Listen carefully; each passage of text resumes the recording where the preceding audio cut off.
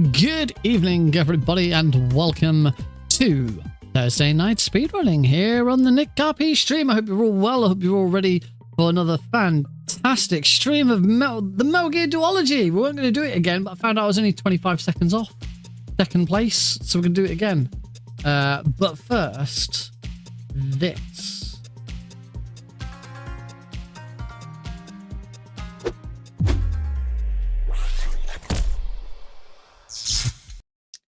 Whoa! Ayo! Ayo! So, hang on, let me switch to the front one so I can actually see what's going on. There we go. Hi, everybody. Wait, I'm looking at the wrong camera. Something I've been mentioning for a couple of streams now is that I have I'd completely lost the capability to use my phone as a webcam again. And I finally figured out how to do it. It turns out that it's hidden behind some Windows settings. And when you when you go to the Microsoft website where it tells you how to access them, the menu option isn't there. So, but I found it eventually. So I managed to get it switched back on. So yeah, all these last couple of streams where I've been like, oh yeah, I've done so much stuff with the room and all of that stuff. Well, I can actually show it to you now. So here is the stream setup. Obviously, whoa, there's OBS, and we go into the void. Whoa, it's gonna screw stuff up. There's Heidi. Heidi's not going to turn around, but that's Heidi playing at her desk. There she's waving. That's her. That is her really nice. I am a little bit jealous of Heidi's desk because it's really nice. She's got a little light, and she's got a lava lamp. And she's got a little kitty headphones. You can just see kitty headphones at there they are waving. Look, there's all our video games. The Switch ones have fallen over, as you can see.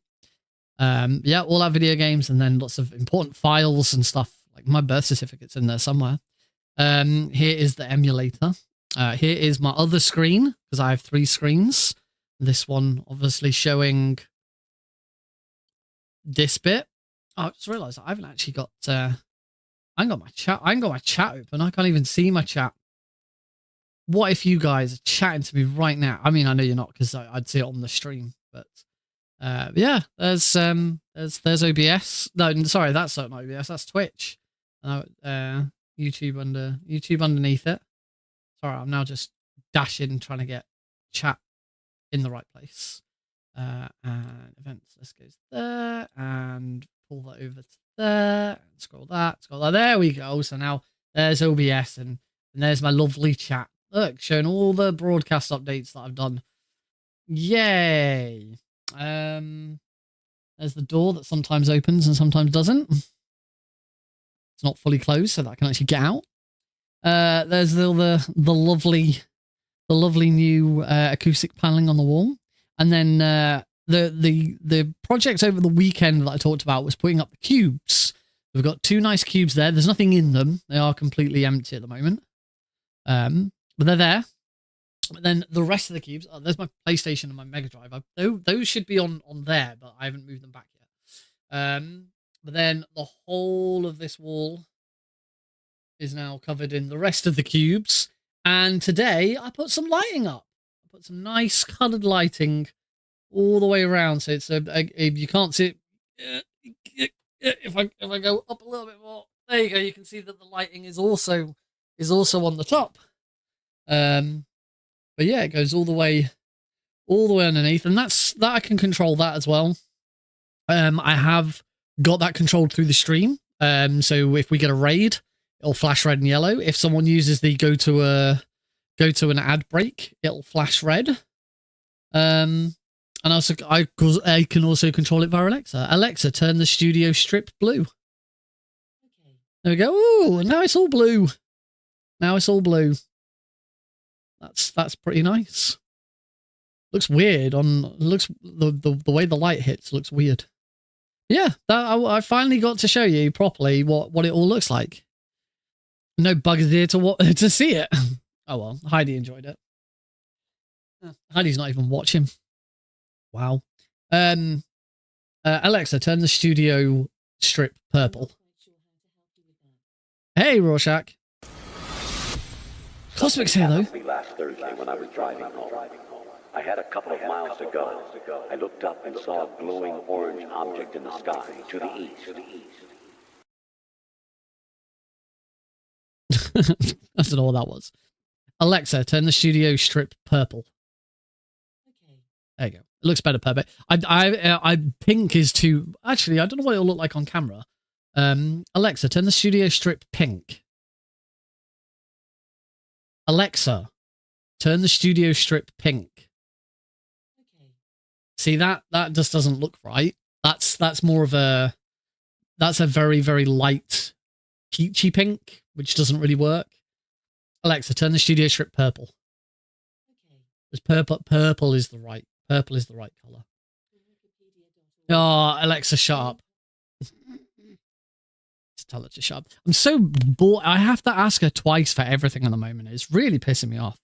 Anyway, should we play some games? Let's mosey on back over here. Look how smooth that is. Just a swap. Swap from there you go. Swap from the phone.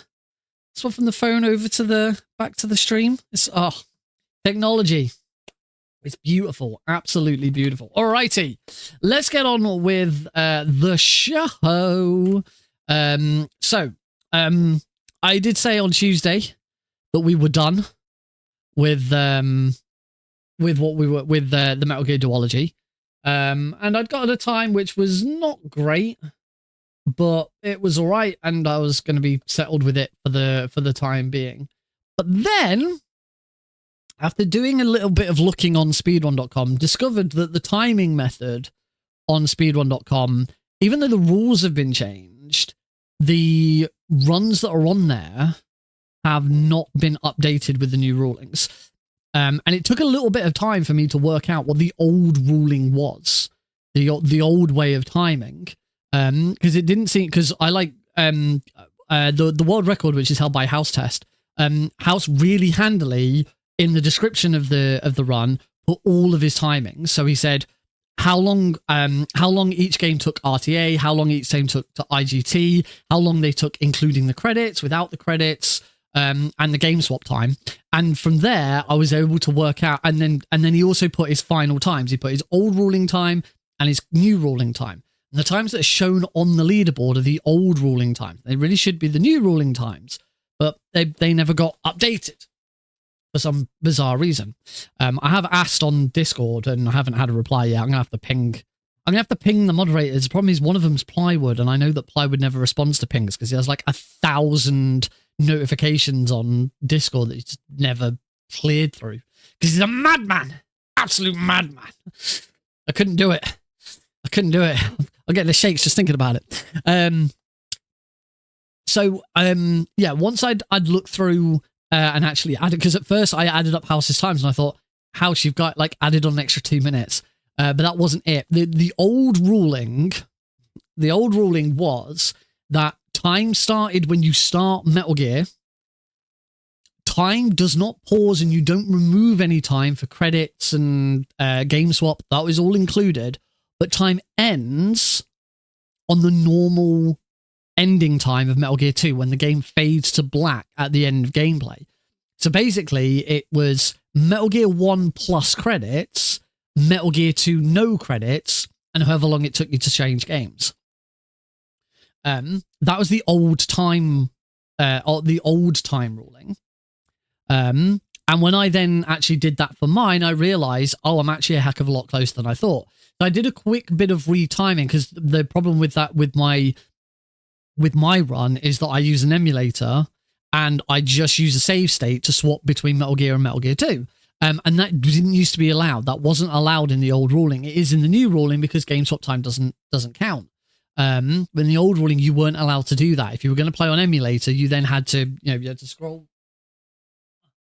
get my controller, and we'll actually go over to the scene, I guess. Oink.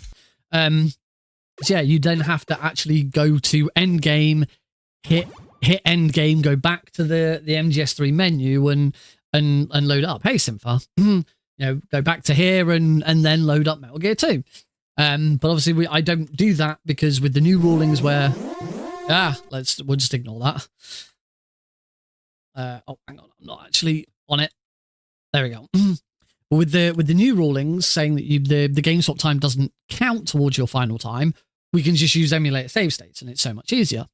So once I actually went back, it's second place was done by Poozon about 3 years ago. So I did a very, very quick, just using YouTube times. Like, if you're going to do it properly, you should download the VOD, use frame advances in VLC to actually check the timings. But basically, I worked out that I'm only 25 seconds behind. If Poozon's run was updated to match the new rulings, and you can still be done, then I'm only 25 seconds behind second place. There's no way I'm getting world record, not without loads and loads of practice, and we ain't got time for that. But if I could shave 25 seconds today and come away with second place, I'd be pretty stoked with that. That'd be a really nice way to finish this duology series. So that's what we're going to attempt. If that is okay with everybody, I'm gonna have a quick sip of my drink before we get started. Got my SpongeBob cup, which you can't see because of the lighting.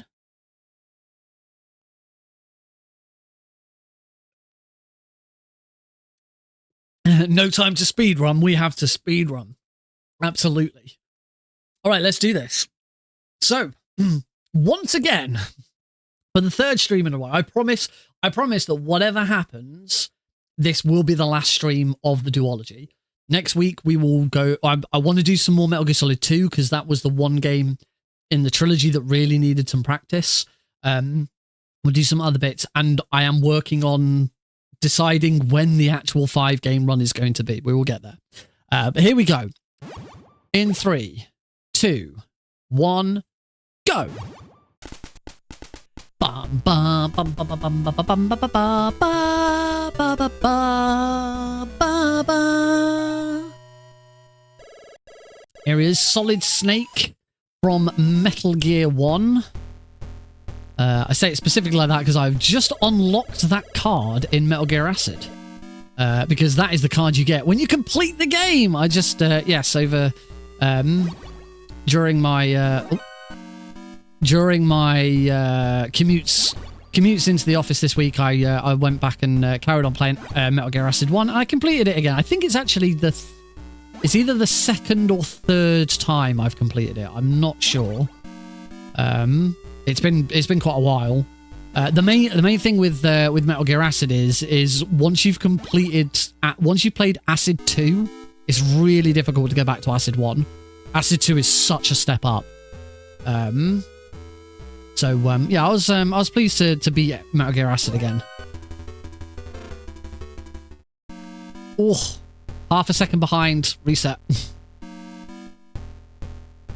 I'm kidding, of course. We've got plenty of time. Woo, woo. So we're going to go for our alert run through floor 2. Save this prisoner of war. We've got to save at least 15 prisoners of war altogether. Oh, damn it.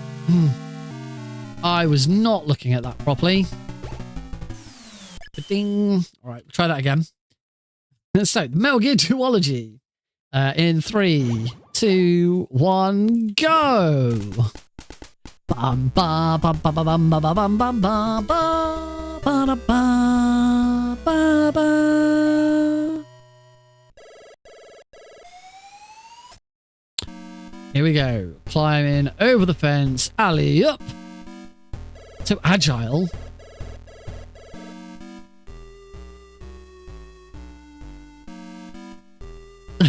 Yo.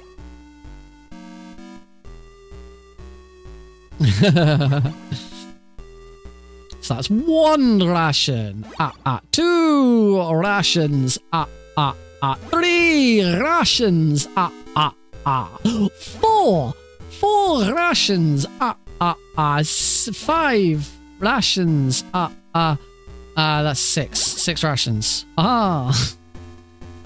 Lost the will to live a little bit there, everyone. Hello, Blues. Welcome to the stream. You've only missed 1 false start. Didn't get shot, though. That was nice. The The fuck is that? What, me going and saying what? It's the Count from Sesame Street. My really bad impression of the Count from Sesame Street. Don't get shot. Yes, didn't get shot. Nice. Yeah,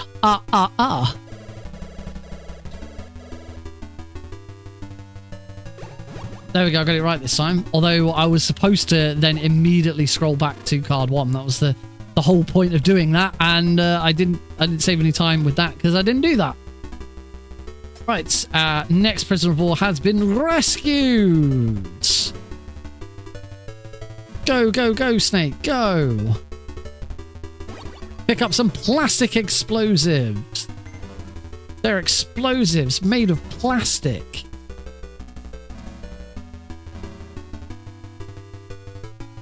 Oh, I got shot.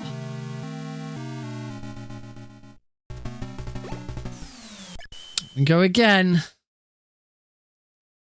In 3, 2, 1, go!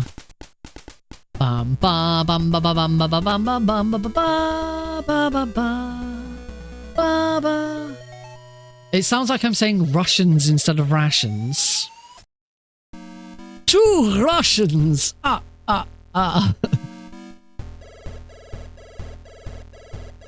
Remember, no Russian! Oh no.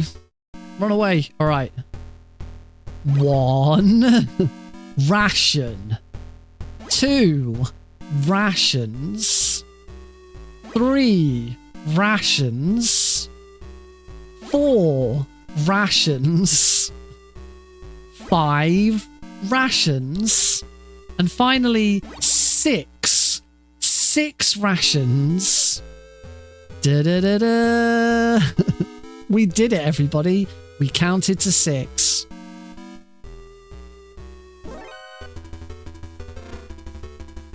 And we got a gold split.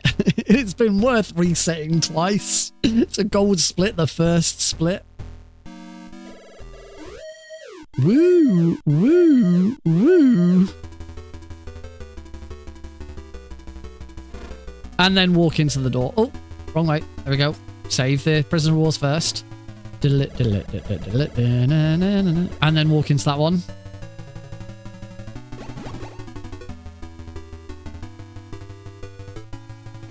Some of my movement there was not very good.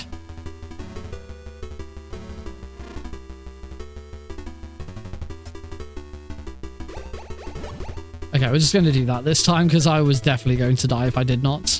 The shame having to use a ration that early is not ideal, but it's not a lot you can do about it.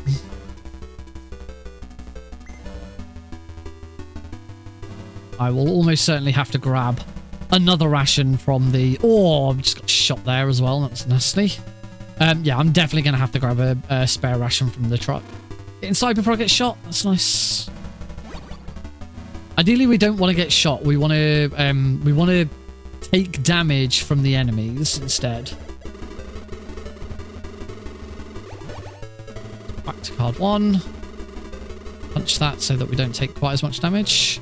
You take 3 times as much damage from being shot than you do just by touching one of the enemies. Is this live? No, this is a pre-recording. I just anticipated that someone would say that at this exact moment. I'm that good. I'm just that good. Hey, Johnny. Yes, this is live. I don't know why I then felt the need to go back and actually tell the truth. I think it was pretty obvious at that point. Oh, back to card 2. A lot of card swapping. It's an Eli. It's one of them big Elis. He's getting bigger. Getting bigger every day. Shut up in there, William. Alright, we can make our way back. Oh, that ration was awful. You want to finish this room on relatively low health, because the very next thing we're going to do is go and rescue our next prisoner of war and rank up. President Eli, indeed. Yeah, Trump keeps talking like he's won.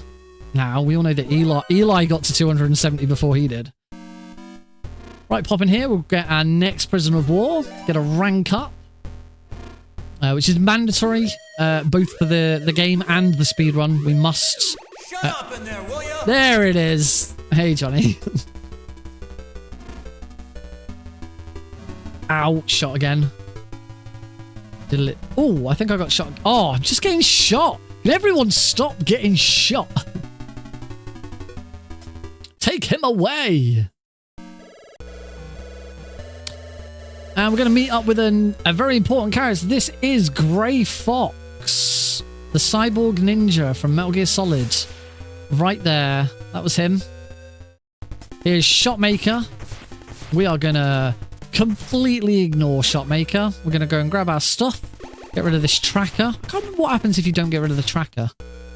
Grab card 3. And we want 5 lots of this ammo. The ammo respawns every time you re-enter the rooms. That's 2. 3, 4, greyish fox. Yeah, it's sort of light blue fox. Take some damage there. Hopefully, if I do that right, oh, I couldn't get past him without getting hit again. And now we go for a lovely little jog around a maze. I say maze, it's not really a maze. It's just, it's Grey Fox. It can't be. Another one there. Oh, Snake, it can. And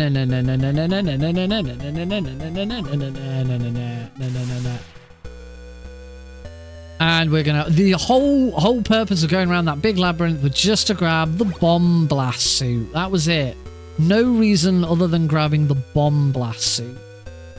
The stupid bomb blast suit, which is used for one screen. A single screen use item. It's great. It's the bomb blast suit. No. Ba ba ba ba ba ba. Gonna plant another plastic explosives there. That dog's asleep. The plastic explosives. It says explosives. It's like explodes in a puff of sleep powder. Probably. Ah, stupid dogs. Right, let's get out of here. In we go. And we're going to go up and say hello to the next boss. And it will be a hello once again. This is the wonderful thing. One of the things I love about the Metal Gear speedrun is we just completely ignore the bosses. Bosses are, you know, bosses are optional in this game.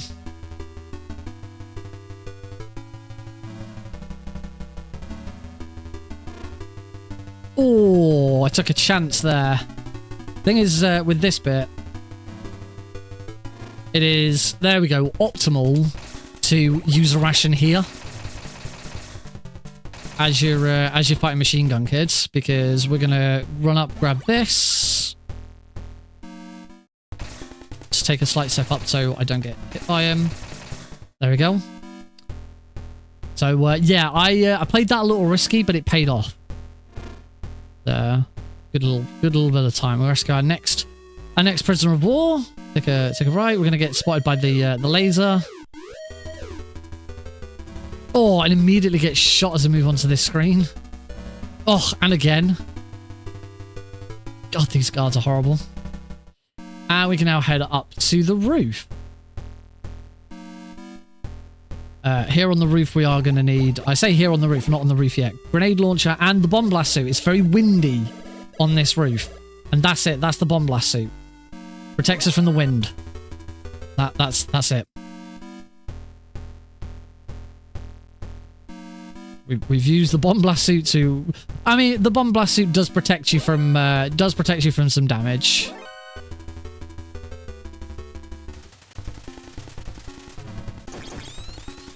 The Hind D is the first boss that we can't just skip.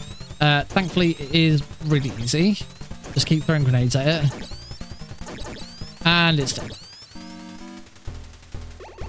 swap to the parachute because we're going to go for... We're going to take a dive.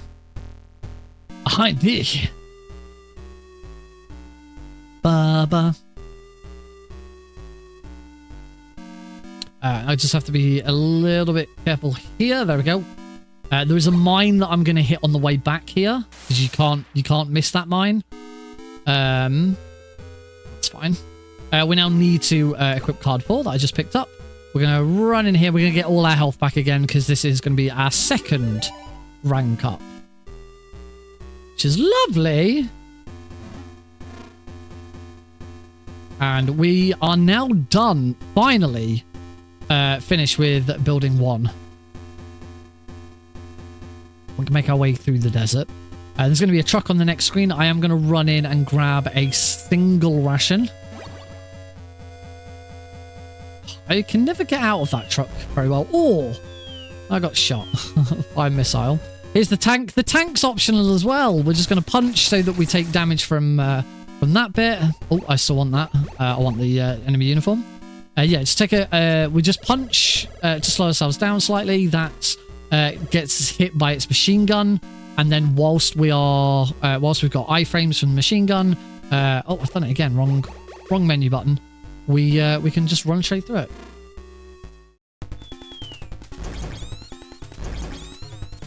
And we just kill the bulldozer there. I nearly walked into it. That was a little sketchy. Card 2.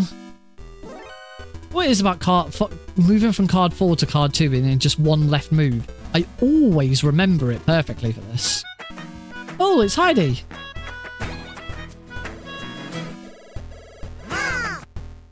Welcome, Heidi.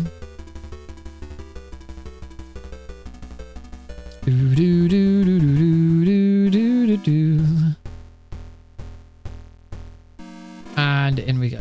Lovely. We're now going to go up to Hell Roof. So I lost a bit of time there. Where I lost that time from. On to Hell Roof, we immediately take a mandatory alert. And we are now just going to have to run through the roof on this alert whilst all these guards come. There's going to be... I think that was the only... pretty sure that was the only prisoner of war I had to rescue.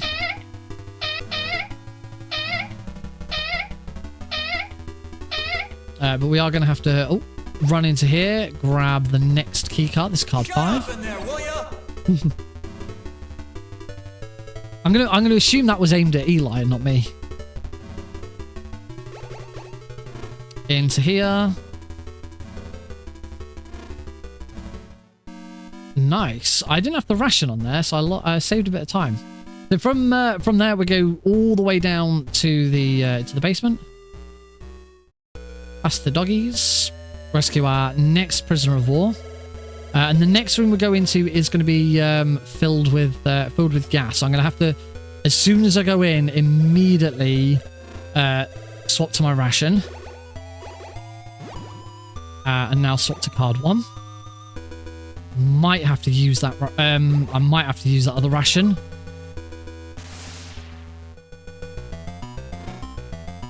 Yeah, I'm gonna have to. That's a shame. It's handy to keep a ration free at that point, but alas, was not meant to be. It's all right, I've got plenty of health. It just means the rations are going to be in a different spot. Later on, all of the items are in a slightly different position from where they usually would be. Here's Fire Trooper. Thankfully, Fire Trooper is another boss that we can just completely ignore. As we head up to... we're going to rank up to the final rank 4. So take it right here. Straight down. Ignore all these guards. We don't care about them. I've got plenty of health, so I can just go round. I can take some damage from the Brads here. That's fine.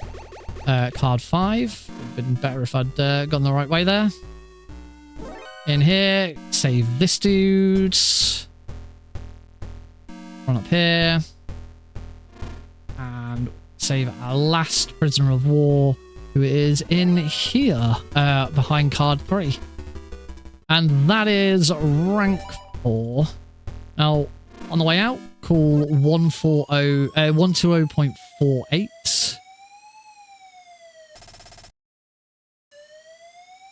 Jennifer's number. Jennifer will only talk to us, will only help us out if we are rank 4. And she has now placed this handy-dandy rocket launcher in here for us. We'll be gaining her assistance one more time before the end of the run. But now that we've got this great rocket launcher, we could do with some ammo for it. We don't have any ammo. Oh, that guy fell asleep. So we're going to cheat to get some ammo. The game has a helpful, if you die too many times, we're going to help you out. Which is this bit here. This is the death abuse. So after five deaths without a checkpoint, the game takes pity on you, gives you 24 rations, which you normally wouldn't be able to pick up. You can only carry 6 normally. And also gives you max ammo for every weapon that you have. So there we go. Oh, I just got... Okay, luckily we're right at the checkpoint, so that death wasn't too big of an issue, but it was still not very good. Slight time loss. Kill the Brads. The Brads can only be killed with rocket launchers because they're actually androids, if I remember correctly. And here. Kill that guy. Kill that guy. That guy. We're going to call Jennifer again. She's going to open this door. And she'll only do this if we're rank 4. Grab the compass, which we need to get through the desert. Oh, that didn't kill that guy. We now need card. Oh, card 5 again. Oh, no, sorry, it was card 2. Now I need to swap to card 5. I'm going to go back to the elevator I did the death abuse from. Try not to get killed. Cool, still ahead just. And here we're just going to go down one floor.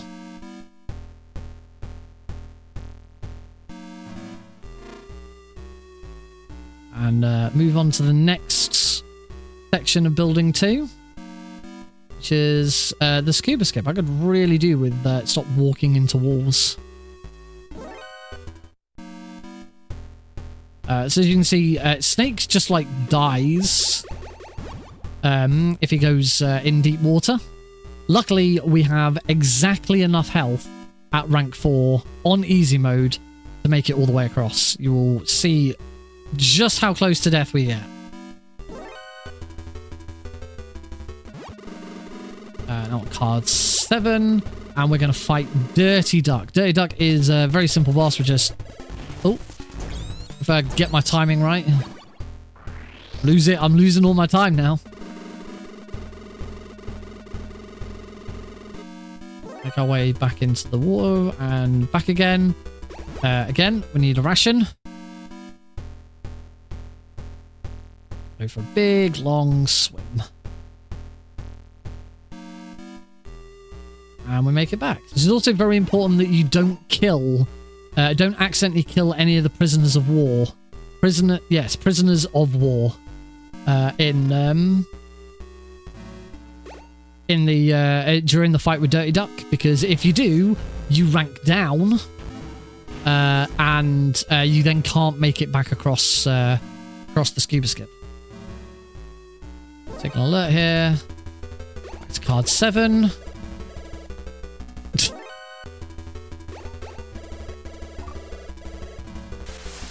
I'll take your word for it.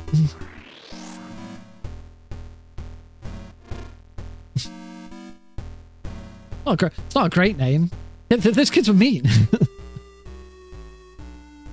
On the way down here, we're going to use a ration and card 8. My menuing is just appalling. Still not a big fan of the DualSense controller for these. I used to prefer playing these on my Xbox. I had an unofficial Xbox One controller, and I liked the D-pad for that. The D-pad for this for the DualSense is a little more sensitive, I find. It's going to run over here. I'm going to plant some C4, some plastic explosive here. I'm going to very quickly change to my rations. And make it through this room. And now we've just got this electrified fence. We now want to switch rations for the last time, and we can fight Metal Gear. So right, left. There is an order that you have to place the C4 in. It's always the same order. Right, left, left, right, right, left, right, left, right, right.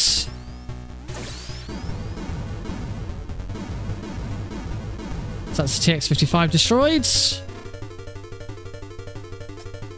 And now we're going to fight Big Boss. 1, 2, 3, 4.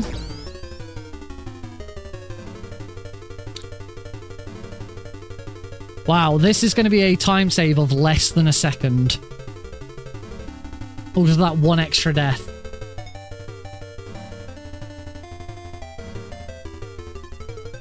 I did indeed punish him. You could say he is a punished snake. A time save of 0.7 seconds coming out of Metal Gear 1. Yeah. Good God. 0.7. Is it worth resetting?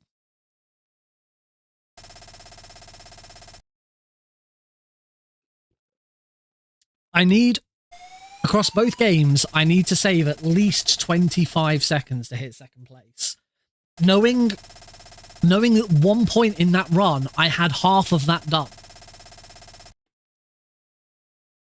I was 12.5 seconds ahead at one point. I was halfway there. And then I lost it all.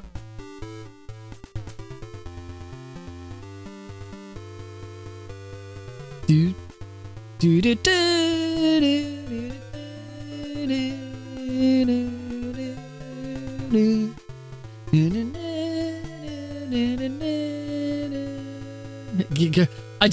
mean, that's what I'm trying to get good. Gives me a chance to look over at Heidi's computer. Heidi is currently in a game of all random, all mid in League of Legends. She is playing as Tom Kench. He has unbenched the Kench. They're about to take the first turret. Can't tell if their first turret is already gone. This is unusual, by the way.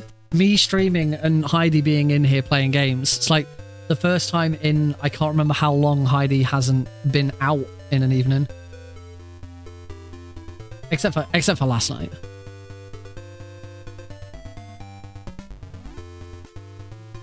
This is the commentary you come for. Learning about mine and Heidi's social lives, or rather a lack of it.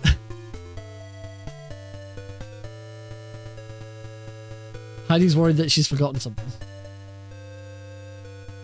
Are you watching Alex on the baby monitor? We have a baby, you know. It's time to duel. He's good.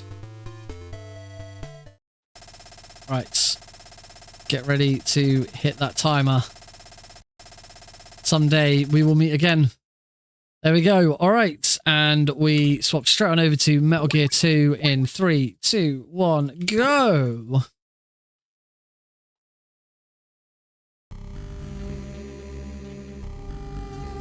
Cool. I got a nice speedy. I finished the game swap at exactly 23 minutes. So I'm now 4.5 seconds ahead, but remember the game swap doesn't count towards the final time.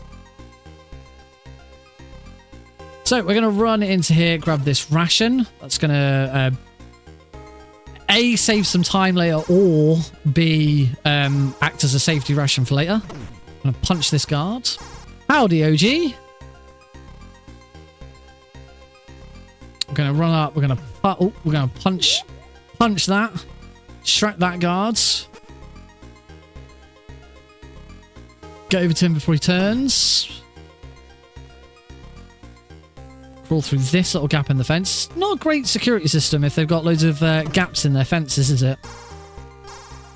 Not exactly doing a good job of deterring intruders, are they?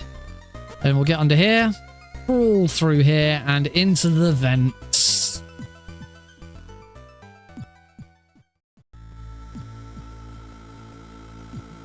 Do I know what a kid said to you? No, you know that I don't know what a kid said to you at work because you haven't told me whatever this story is going to be. What? Oh yeah, I saw that. What was the suggestion? What was the game you then ended up playing? Also, how could you? Hi, kid. You can do what you want.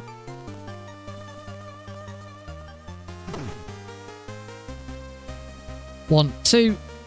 Just wait a second for that guards. Miss, you look ill. Oh yeah, of course, because we then said that as of today, the Castlevania collection is now free on the Epic Game Store. I'm gonna punch the elevator there to get it moving a bit quicker. And that guard's gonna, like, what was that noise? Crawl into the elevator and up to the 3rd floor. We want to go up to those items. Oh, helps to go the right way, doesn't it? I'm going to go this way. Probably don't need to punch this guard now. No, I don't. And we go and face the first boss, Black Ninja. And we should have... Black Ninja should be manipulated to go to the ideal spaces here.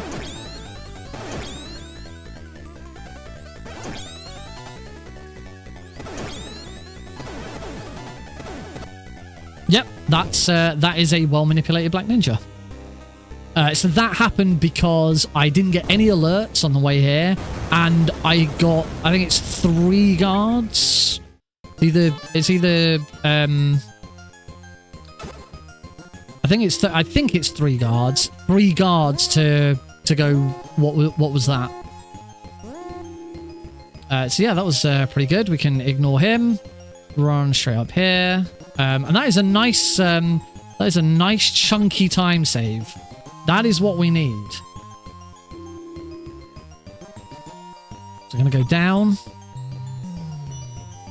Most of the major time save was always going to come from Metal Gear 2. I made a few mistakes in the stream the other day. One, that's that guy. I'm gonna shoot to distract that guy. Shoot that guy. And deliberately take that alert. We deliberately take an alert there because it changes the starting position of the Green Beret guards. Instead of starting in this room, he starts there. He's already moving on to the next screen, and we can just follow him straight on. We go into the Green Beret section, everyone's favourite part of the run, where we listen to this 10-second looping piece of music over and over again whilst waiting for this guard to get a fucking move on. Said a naughty word. It's worth it because of this effing guard. Such language. What's gonna happen to him? That is a very good question. What is going to happen to the goat? I don't think anyone will understand why we have a goat. A goat sound effect anymore. I think that's I actually genuinely believe that's the first time it's been redeemed.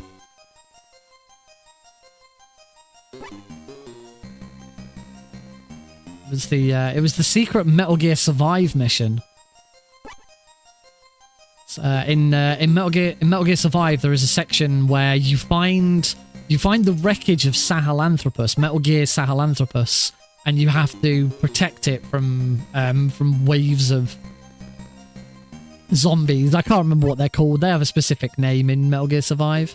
You have to protect them, and there's a couple of goats in that area as well. And the challenge, you don't have to do it, but the challenge is to try and protect the goats as well. So we started using the what's going to happen to the goat? Liquid!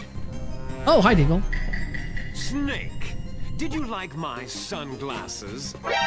Oh, you point a weapon at your own brother? Welcome, Deagle. I always appreciate the effort you put into yours. Wanderers, that's it. Thanks, Blues. Everyone else normally just sends me a YouTube link and said, yeah, I'll just have 10 seconds out of this. Start it around here, it'll be good. You went out of your way to make something.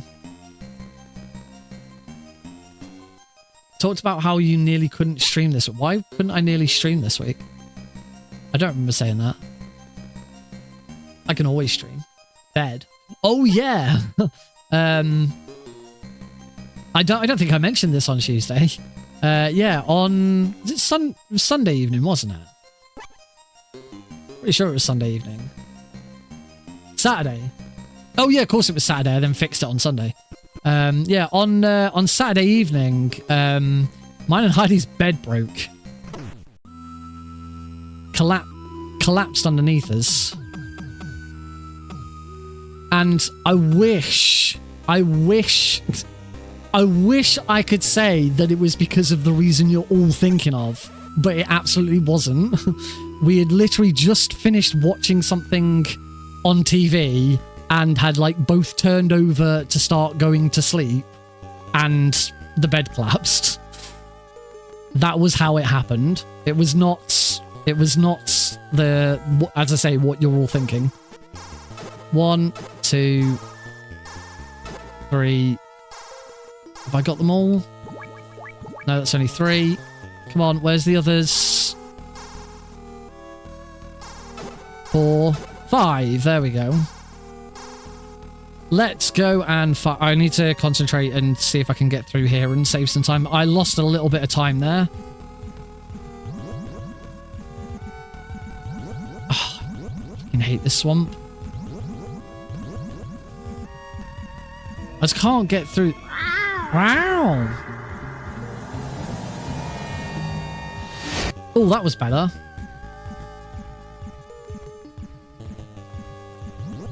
What?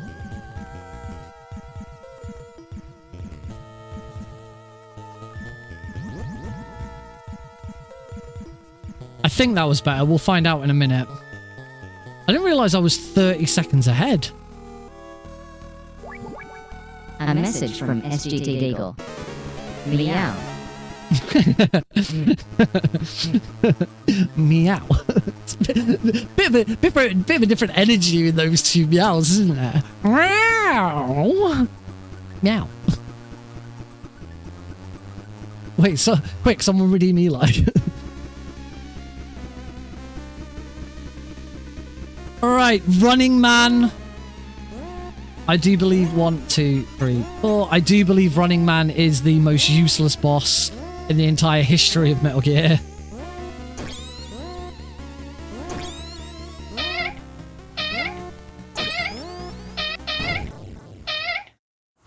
I'm gonna lose some time here. That was not great. I think. Oh. Alright. I didn't lose time. I'll say very, very different styles of meow. I mean, Eli doesn't really meow. Eli just makes a noise. He screeches. Right, let's just let me concentrate on trying to get back through this blasted swamp.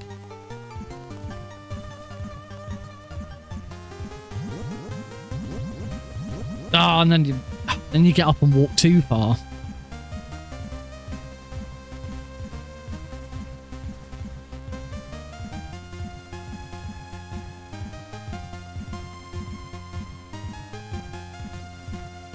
Oh, that was a much better return journey. It's card 3. That's pretty sweet, actually. That return journey. Pleased with that. let's go and get the Stinger missile launcher. Not this. Okay. Anyway, I managed to fix the bed on the on the Saturday night after we broke the bed. We slept on the bed behind me in here instead. Luckily, I managed to fix it on the Sunday. So we didn't have to. Otherwise, we'd have been sleeping in here, and I wouldn't have been able to stream because Heidi goes to bed a lot earlier than I do. It would not have been fair to stream while she was asleep. Not really the kind of thing you want to do a stream. I suppose I could have done the stream just with my webcam turned off, but then I probably wouldn't have been able to talk because I'd have disturbed her as well. We did manage to avoid drowning. Oh, the maze. It still surprises me that there is no method in-game of learning how that maze works. Okay, just crawl over there. I am going to be taking some damage from the hind D. So I just want to play it safe and not take too much damage there. So we're also going to get hit by this guy. I didn't need all 3 mines there. Two would have been fine. There's a bit of time save here if I can shoot this hind D down a bit better. So it's going to take off. I'm going to grab the Stinger. And we use the radar to shoot it. That's 1. That's 2. Oh, I missed the 3rd. So I probably didn't save any time there. No, I didn't. Yeah, we did it. Yeah, we did it. I should have gone up to the handgun there. Moving on, we're going to go onto this screen, immediately punch. Shoot that guy. Can go in here, grab cardboard box. Shoot that guy. And equip the cardboard box. Talk to Campbell. That starts the conveyor going. And we can get inside.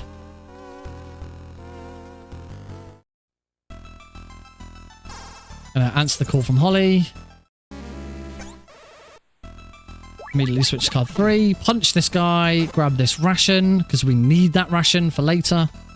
And move on. That was a quite swift bit of stuff there. We need to move up here so we don't get we're not hitting the panels there. Punch this guy. And we're going to make our way over to the middle elevator. And this is where we are getting close to where some of the time save in this run's going to come from. Because I made some mistakes in this next section of the game. I can't remember if I went to the wrong floor or if that was the first run of Tuesday evening. I remember getting caught up in the rapids. Now we are... Oh, not that one. That one. I'm going to grab some plastic explosives. Going to swap to card 1 and those plastic explosives that I just picked up. Go in here and we're going to meet up with Holly. Here is Holly. Another gold split. That's nice. 31 seconds. We are currently on 2nd place timing. Now we need to go and grab some grenades. So we're going to get into the water here. Swim all the way down here. I can't remember if it was this at this point or whether it was the next one where I missed coming up this channel. I now need card 4 and the gun. Ooh, the pistol. We'll find out. I can't remember. It doesn't really matter. Head up 1 floor. We just want 1 floor so that we can go and grab the grenades. We're gonna punch the elevator door on the way before we leave. Punch here. Shoot that guy so he's out of the way. Run into here. Grab these grenades. We need card 2 again. And you'll see that the elevator is now here waiting for us. And head back down.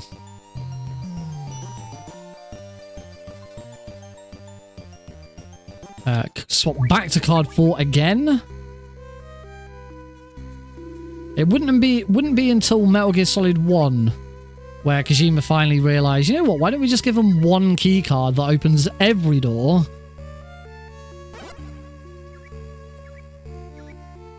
And then in Metal Gear Solid 2, you didn't even have to equip the key card.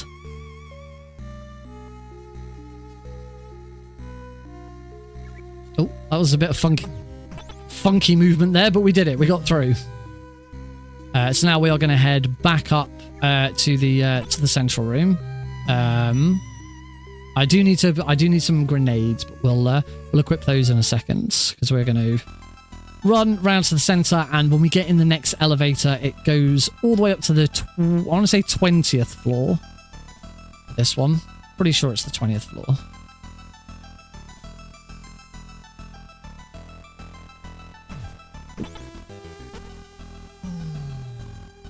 In we go.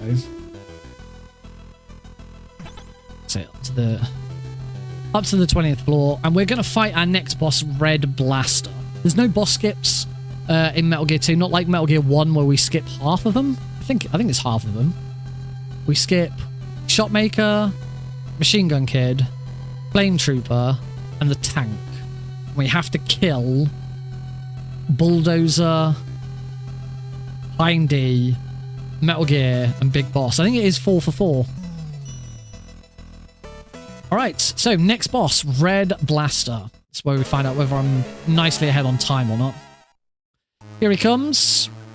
Hopping across the top there. We're going to immediately throw a grenade at him. Oh, he moved. Moved a lot quicker than I was expecting, huh?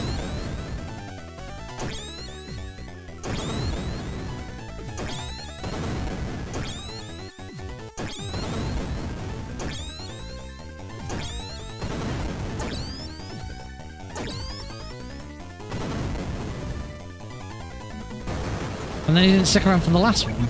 Okay, nicely ahead on time there. We now need to swap to this ration and plastic explosives. We come up to the big RNG moment of the run, Pigeon. My Pigeon's been really good lately. I actually had the best RNG in my first run on Tuesday's stream, where the Pigeon was just right here on the floor. Looks like I'm not being so lucky this time. He's still on the floor, though. That's good.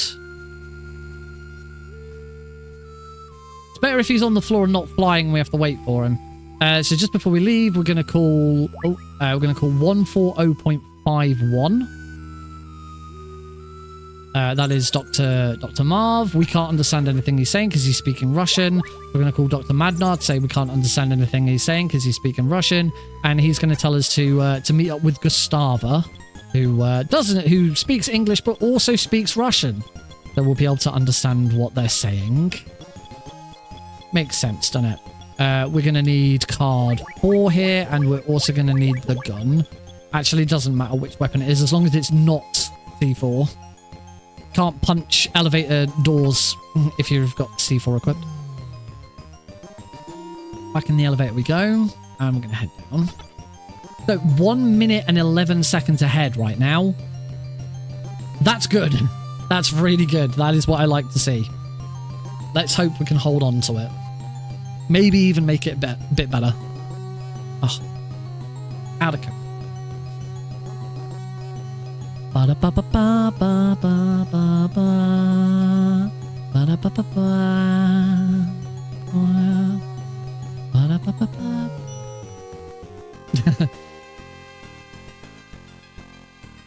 Something about speaking French.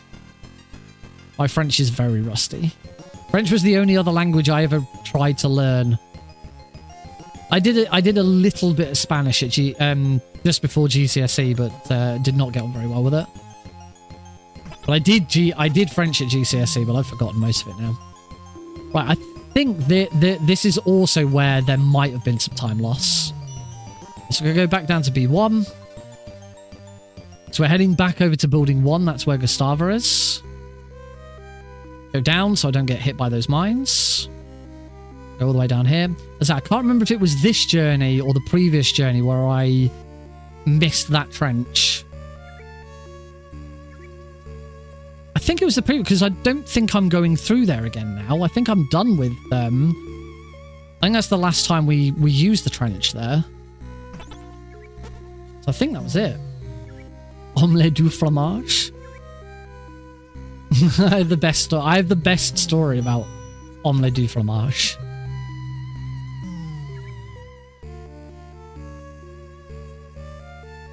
So we come up to here. We now need to swap elevators. We're going to go up to floor 4. I just want to get past the first bit of floor 4, and then I'll tell you the story about omelette du fromage. Do you speak baguette? Right, so we're just going to get past this guard, because this guard's tricky. Punch. And we're good. So yeah, omelette du fromage is obviously a reference to a famous Dexter's Laboratory episode where Dexter had to do his French home. Dexter forgot to do his French homework, and the only French phrase he could think of to say was omelette du fromage, and he got asked in his lesson what something. Oh, and I think he accidentally made it so that omelette du fromage was the only thing he could say, or something like that. But it just so happened that it was the correct answer to the question in his French class. That was nice. That was a guess. I didn't even look at the radar. That was a complete guess. All right, so luckily we got through that okay. We just got to wait for... Oh, she's already on the move. And we go straight in. Beautiful. That was really nice. Omelette au fromage is the correct sentence. Oh, right. Oh, is that to say omelette au fromage is what he should have said, but throughout the episode he says omelette du fromage. Anyway, that's the joke of the episode. Dexter forgets to do his French homework. An experiment goes wrong where he can only say the French phrase omelette du fromage, and it just happens to be the correct answer, and everyone loves his French accent. I can't actually remember how that episode ends. Anyway, I once went to France. My family used to go to France on holiday all the time. It used to be our main holiday destination because it was relatively easy and cheap to get to. It was, it was foreign, and it meant me and my brother got to learn French and see a different country. Yeah, all that good stuff. What we used to go on caravan holidays, so it used to be all self-catered. And so one of the first days we get there, we go to the supermarket and we buy a box of cereal to last us. And this was back when you used to get free toys. You don't anymore. You really, really don't. You used to get toys and shit in cereal. Anyone else remember getting toys and stuff in their cereal? We got this French, some French Kellogg's. It must have been Frosties or Cocoa Pops or something. I don't know. And it had a DVD in it because sometimes you'd get DVDs of a couple of episodes or something. And it included, in French, obviously, because it was a French DVD, included some episodes of Dexter's Laboratory, including the omelette du fromage episode, where Dexter has forgotten to do his French homework and doesn't know how to speak French. Except the episode is in French because it was a French copy. The episode doesn't make sense. That episode works perfectly in any language except French. And I had the episode in French. It didn't make any sense. It was so dumb. You think, oh well, if maybe did they not change it so he's forgotten to do his Spanish homework or something? Nope. It is still suggested that he has forgotten his French homework and he needs to speak in French and he can't. It must have been so confusing for the actual French kids who watched it. Yeah, it would make more sense if he'd forgotten how he was supposed to do his English homework and he needed to say. The only problem is then is is the whole sort of hook by the end of it is that all the girls really like him because he's got this sexy French voice. Omelette du fromage. You can't really say cheese omelette in a sexy French accent. Cheese omelette. It doesn't really work. Spanish probably would have been fine. Dexter's Laboratory was a classic. English anime dubs in Japanese words. Yeah, that happens. Hey, look, it's Grey Fox. Remember that slightly blue guy we met in Metal Gear 1? Well, there he is again. We want card 6 now. And we are going, but we have still got one more bit of the sewer. Oh no, we don't have one more bit of the sewers to do because we're gonna not go through the sewers. I'm gonna get the right card. That's how I pulled you. What, you pulled me by saying omelette du fromage in a sexy voice?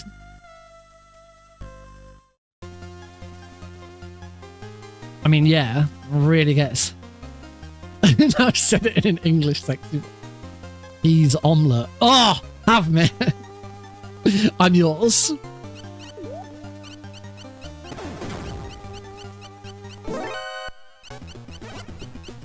Here we now want this ration. Because I'm going to take a lot of damage from mines here.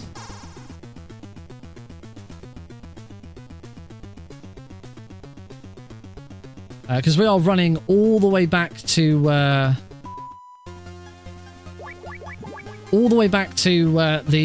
hangar, the hangar area. Let's wait for that guard's turn. Punch Green Beret one more time. It's beautiful. We just get one more chance to punch Green Beret. Like, fuck you, Green Beret. Oh, cup of tea. Cup of tea. Yeah, cup of tea. I've started drinking a lot more tea lately.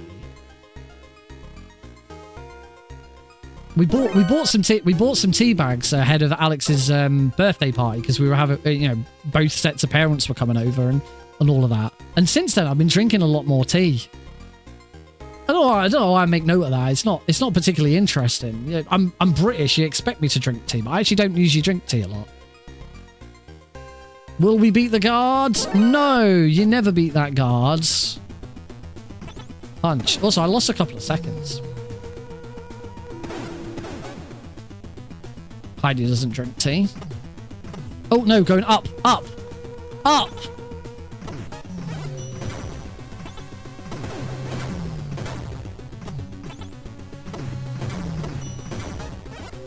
That was funky.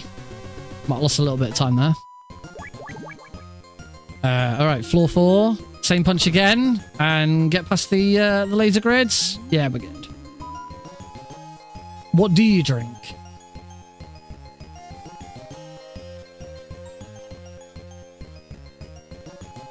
Disappointing. Very disappointed in you. The line was not tea from Thor Ragnarok, but you ruined it by saying coffee.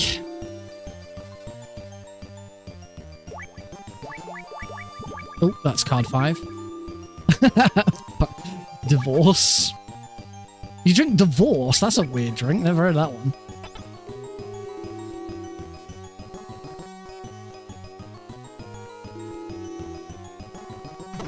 Oh.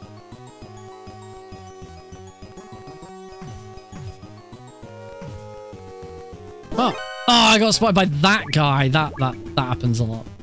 This is because I'm not actually looking at the radar to see which ones are the guys. Right, come in here, open the door again, grab the rations, and now equip the key, and wait for the key to change to a key. It's just like Metal Gear Solid 1. It's a shape memory alloy. The brooch turns into a key when it is frozen. It turns into a different key when it's heated, but we don't see that one. And down we go down into the other sewer. The lower sewer. This is lower than the other sewer. The other sewer is on B2. This one's B3.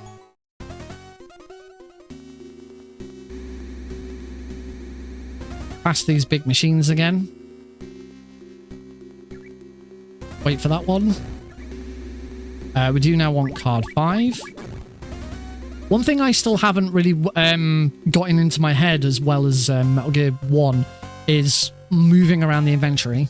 So a very good way of saving some time is knowing before you go into your inventory where you're moving to.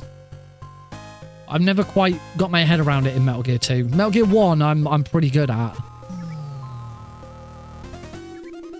We are indeed very excited for Delta.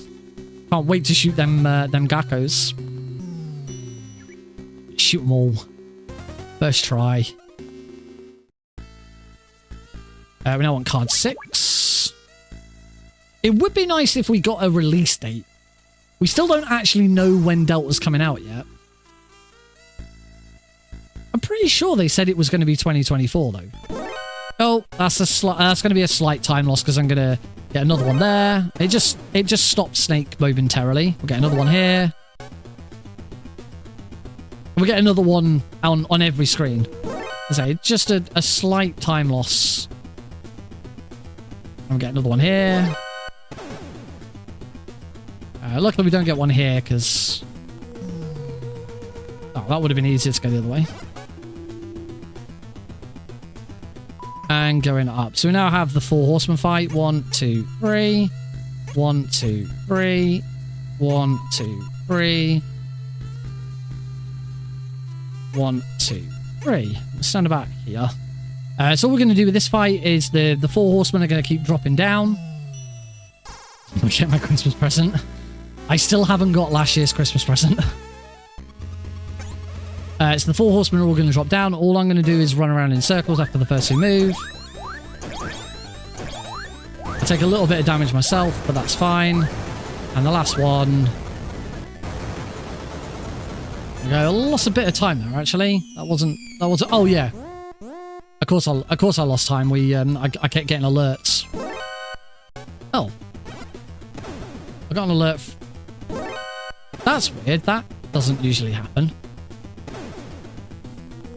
Not sure why I've got an alert there, but oh well.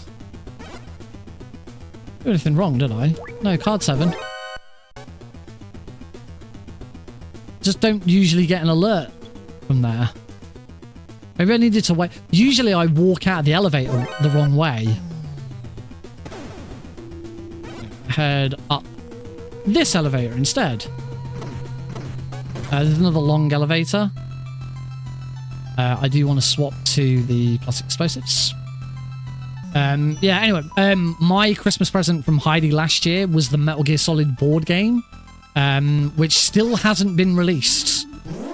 She got it on pre-order. It was supposed to be out. It was supposed to be out April originally, and it's just been delayed and delayed and delayed. Yeah, first it was going to be April, then it was going to be July, then it was August, then it was October, and now we still don't know when it's going to be released. I'm still waiting. That was a huge success. I hope it is a huge success. It almost certainly will be a huge success. It'd be interesting to see what they do with remaking other games in the series. Once they've remade Delta, I would have thought... It seems like they're going for it chronologically, which is dumb. So the problem is after Delta, there's no point in remaking Ground Zeroes and Phantom Pain. None whatsoever. Which means the next thing to do is to either remake Metal Gear, which I don't think Metal Gear should be remade in Delta style. I think it should still be a 2D top-down game just with, you know, lots of bells and whistles on it. But then after that, the next game to remake would be Metal Gear Solid 1. And that needs a much bigger overhaul than what they're doing with Delta. Delta is going to remain very, very faithful to Metal Gear Solid 3.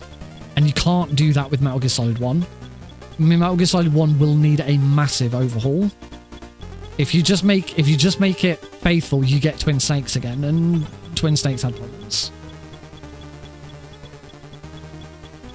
I'm getting a blast suit for when it's windy. I'd like that.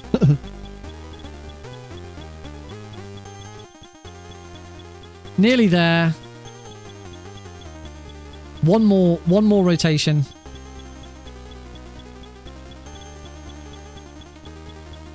Can ignore that that ammo. We don't need that ammo. And here we go. Is grenades I want next. That's fine. Immediately run to the right because I've gotten this room correct now. Punch. Go through that one. Straight up here. And punch that guy. Wonderful. We now want Snake's cigarettes.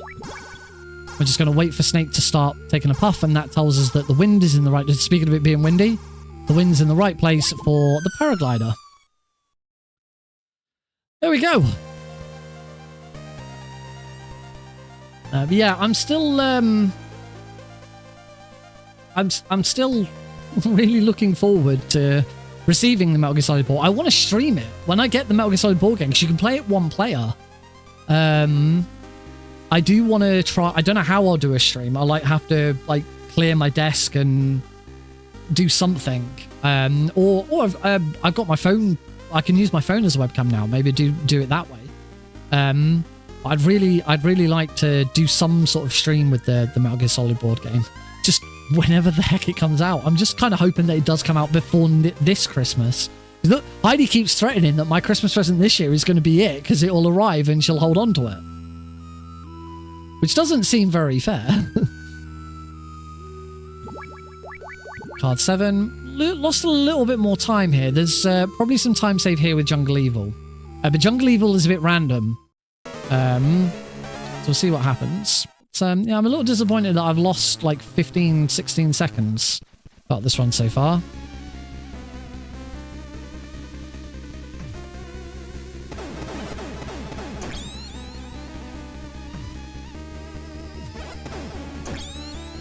I want to try and limit how much damage I take from him. Oh, he ducked back down again. Bugger. Tends to happen if you get too close to him. He's moved on to the right screen. He's still on the right screen. It's bad RNG.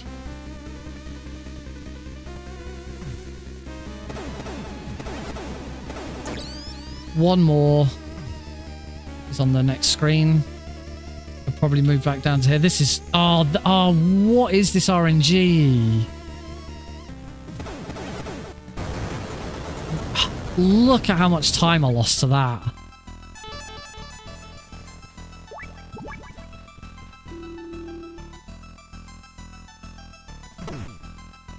That was not ideal at all.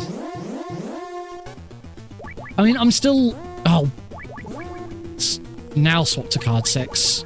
I'm still ahead.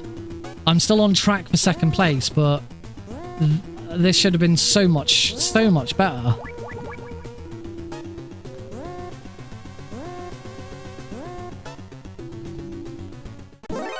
Whoops. Oh well. Anyway, moving on. I think it's going to strut his stuff. Card 7.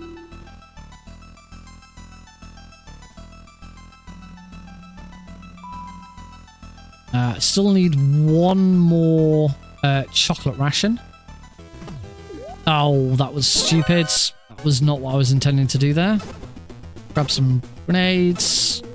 Oh, I didn't grab the spare grenades in Jungle Evil's fight. I can grab them on the when we go back for card 9. Must remember to pick those up. 40 days until Christmas. Oh, you got the MGS4 Risk. I remember when that came out. I wish I'd picked up a copy of it, but did not, sadly. But yeah, you play as the different PMCs. Looked like a really cool idea. We do want the egg out now.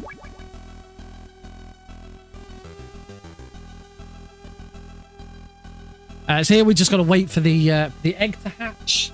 Once the egg hatches, it becomes an owl. The owl hoots, and the hoot suggests to the guard that his shift has ended. He's going to be late, so he leaves. And when he leaves, he turns off the laser fence. Because Kojima logic. The best kind of logic. Gotta love me some Kojima logic.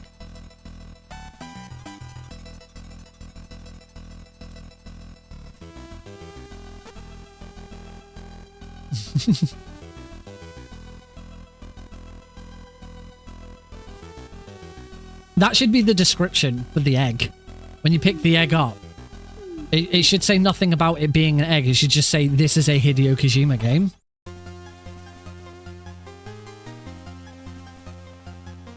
Now on card 8. We also have this lovely section where we have to keep swapping between card 8 and card 1. Luckily, they're not too far away from each other, but... So yeah, I had a death here where I accidentally walked into the bulldozer. I think that was my first... I've already changed cards. Come on, Nick. I think that was my first run of Tuesday, not that one. And now we swap back to card 8 again.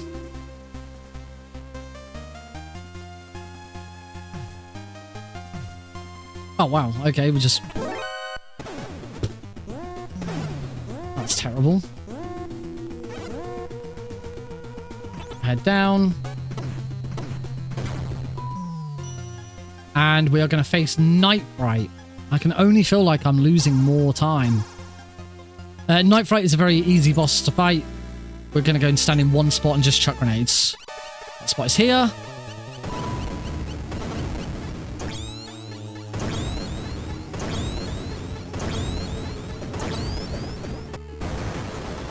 There we go, and that's Night Fright. Yep, I lost more time.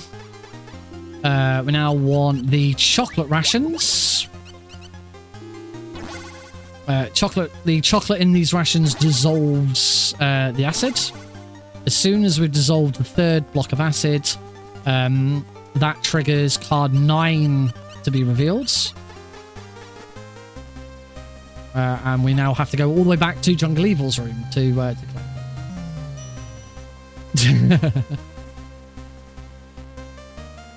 Well, you're saying this game was made by Hideo Kojima? I had no idea. It's not mentioned that much in these games. It's more like by the time you get to Metal Gear Solid... Well, Metal Gear Solid 5 is probably the most egregious example of it. Like, still weird how in Metal Gear Solid 5, there's credits at the start of every single mission.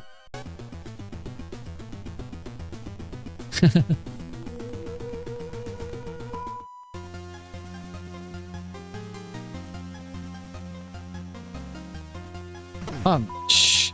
Punch. I must remember to grab the grenades in Jungle Evil's room. 16, I think 16 would be enough. But that's cutting it fine. They're right here. So not a huge time loss to grab them. But a time loss nonetheless. They do, because then you get told... Like, you get told what characters are then going to be in that mission. It was a very weird design choice, but a completely Hideo Kojima design choice. Exactly the type of thing that Kojima would do. It doesn't matter that I took an alert there. That alert loses me no time. As long as I get through there without being... It's only... If you get spotted by a camera or a security system, the alert doesn't slow you down. You lose no time for it. It's only if you get spotted by a guard that alerts slow you down in this game. Because you get the exclamation mark and Snake pauses for a second when it happens. Oh, which doesn't happen in Metal Gear. Doesn't happen in Metal Gear 1.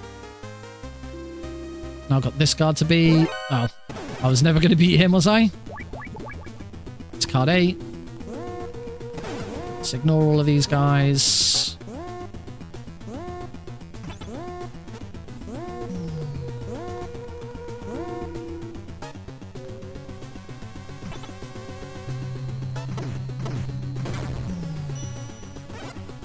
Now we need to swap to mines and card 9. Card 9 now gets us to this door, and we're going to meet up with Dr. Madnar and unfortunately deceased Dr. Marv. Here they are.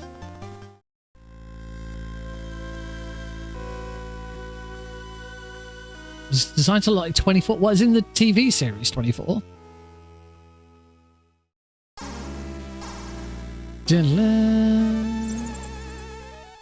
Polly tells us that Madnar is mad. Kind of in his name, innit? I'll run over to here. 1, 2, 3, 4. Turn around. He's gonna die. Oh my god. And my menuing once again is appalling. Cook the ration.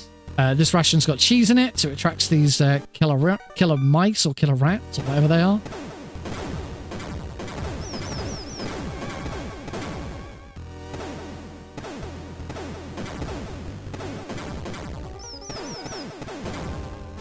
And now we can safely go through and grab the MSX cartridge. Grab the MSX cartridge. I want grenades and card 4. This next section. Because now we are going to go and fight Metal Gear. They are hamsters.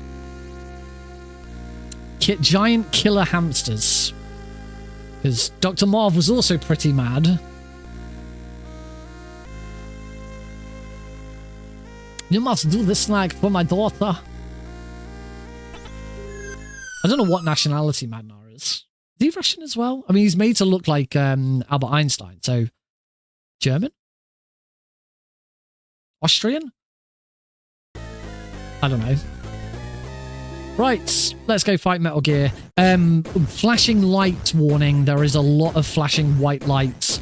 Every time I hit it, there'll be a flashing white light, and when it dies, there's a lot of flashing white light. So if you do suffer from white lights, then don't look away.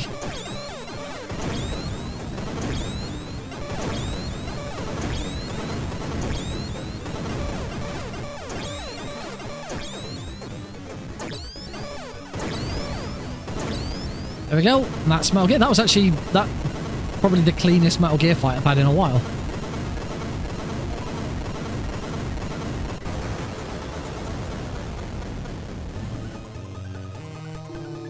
Now I need to get rid of all these burning items in my inventory.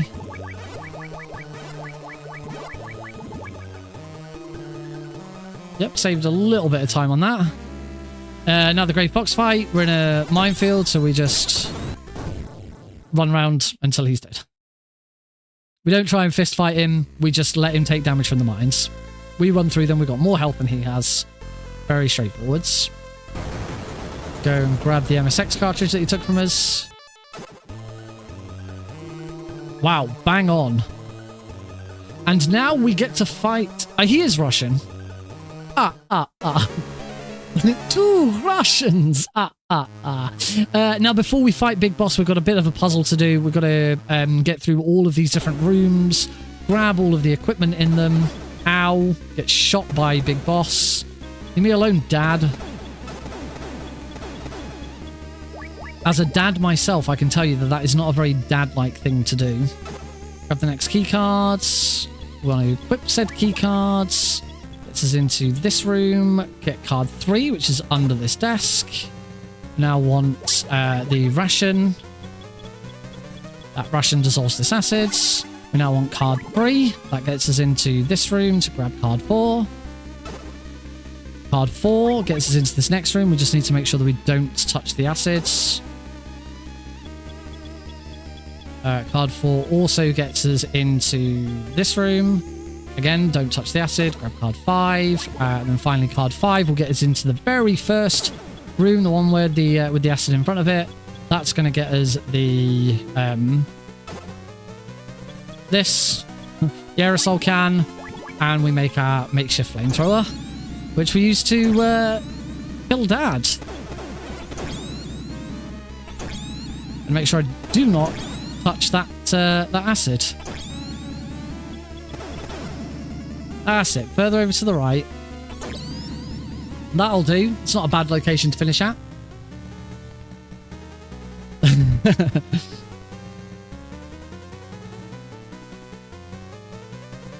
That's interesting, because he's at the edge of the screen, he isn't moving around, he's just sort of stood still. And that is Big Boss. That's should be a little bit of a time save there. Yeah, only a little bit.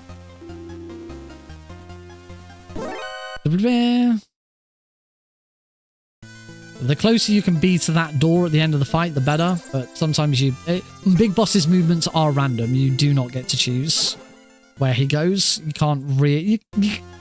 As long as you sort of stay on top of him, he'll sort of stay near you. If you start running away, then that's when you're making a cock up of it. Now all we've got to do is escape. And this is a really good example of why we crawl into every elevator. Because now that Snake's movement speed is sped up, he absolutely does a proper bomb through that elevator. The escape here, pretty straightforward. Just ignore the guards until the end, and we've got a few guards to take care of. Whilst we wait for the helicopter. Let's just kill all of these. 4, 5, 6, 7, 8, 9. These are the last 2. Oh, no, they're not. There we go. Maybe it's more than I thought. You just want to try and be stood as close to the position Snake is in at the end. And we should get an idea of, as soon as the screen fades to black and we get our next split, we should have an idea of how much time I will have saved altogether.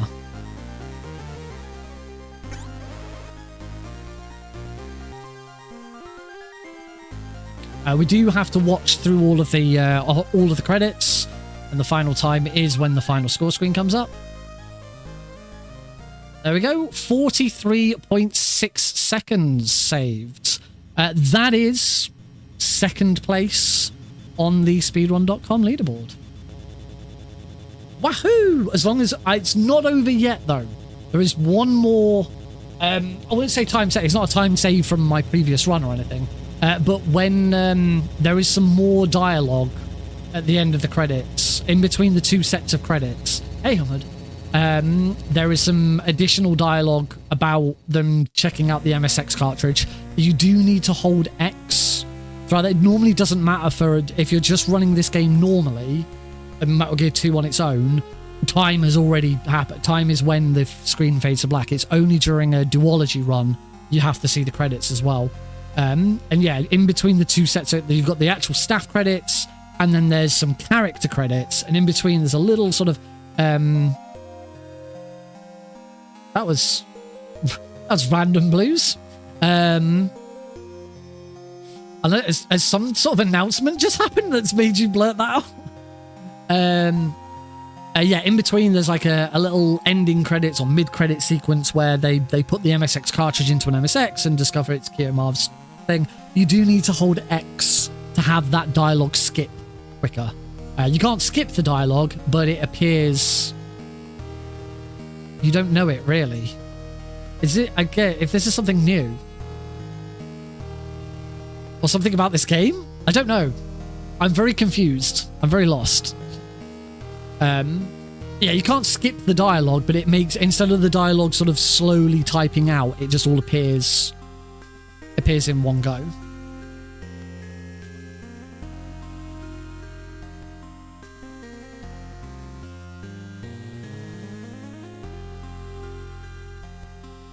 presented by Konami in 1990.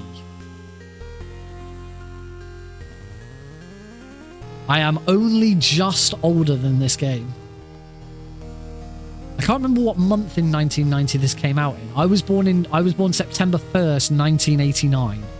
I was born, and then within a year later, this came out. It is older than Heidi. If I recall correctly, Snake's Revenge is not older than me either. I think this came out the back end of 1990. Because Snake's Revenge came out the front end of 1990. Discord. Okie dokie. I'll check it, thanks.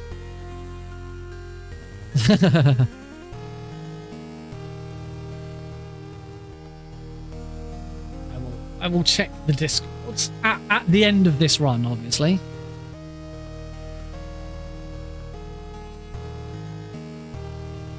Hey, look, it's Hideo Kojima again. Presented by Konami again in 2006, because we get the credits for the original release in 1990, and then some extra credits for the game's re-release as part of Metal Gear Solid 3 Subsistence. This is the bit where you do need to hold X. I discovered the hard way that you do need to hold X in this, because I lost a bunch of time in a run because I forgot about this. Nothing's happening.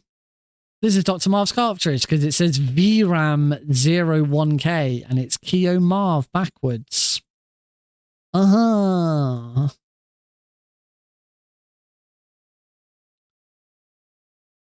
Snake, where'd he go? Colonel Snake's gone.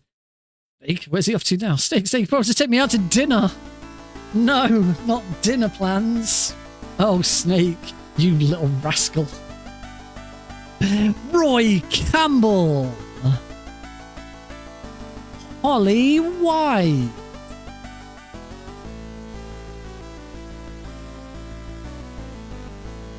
George Kasler.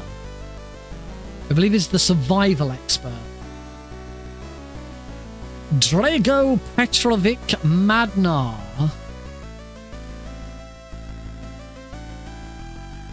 Jonah Jacobson. He's another support team member. I can't remember what he does. Master Miller.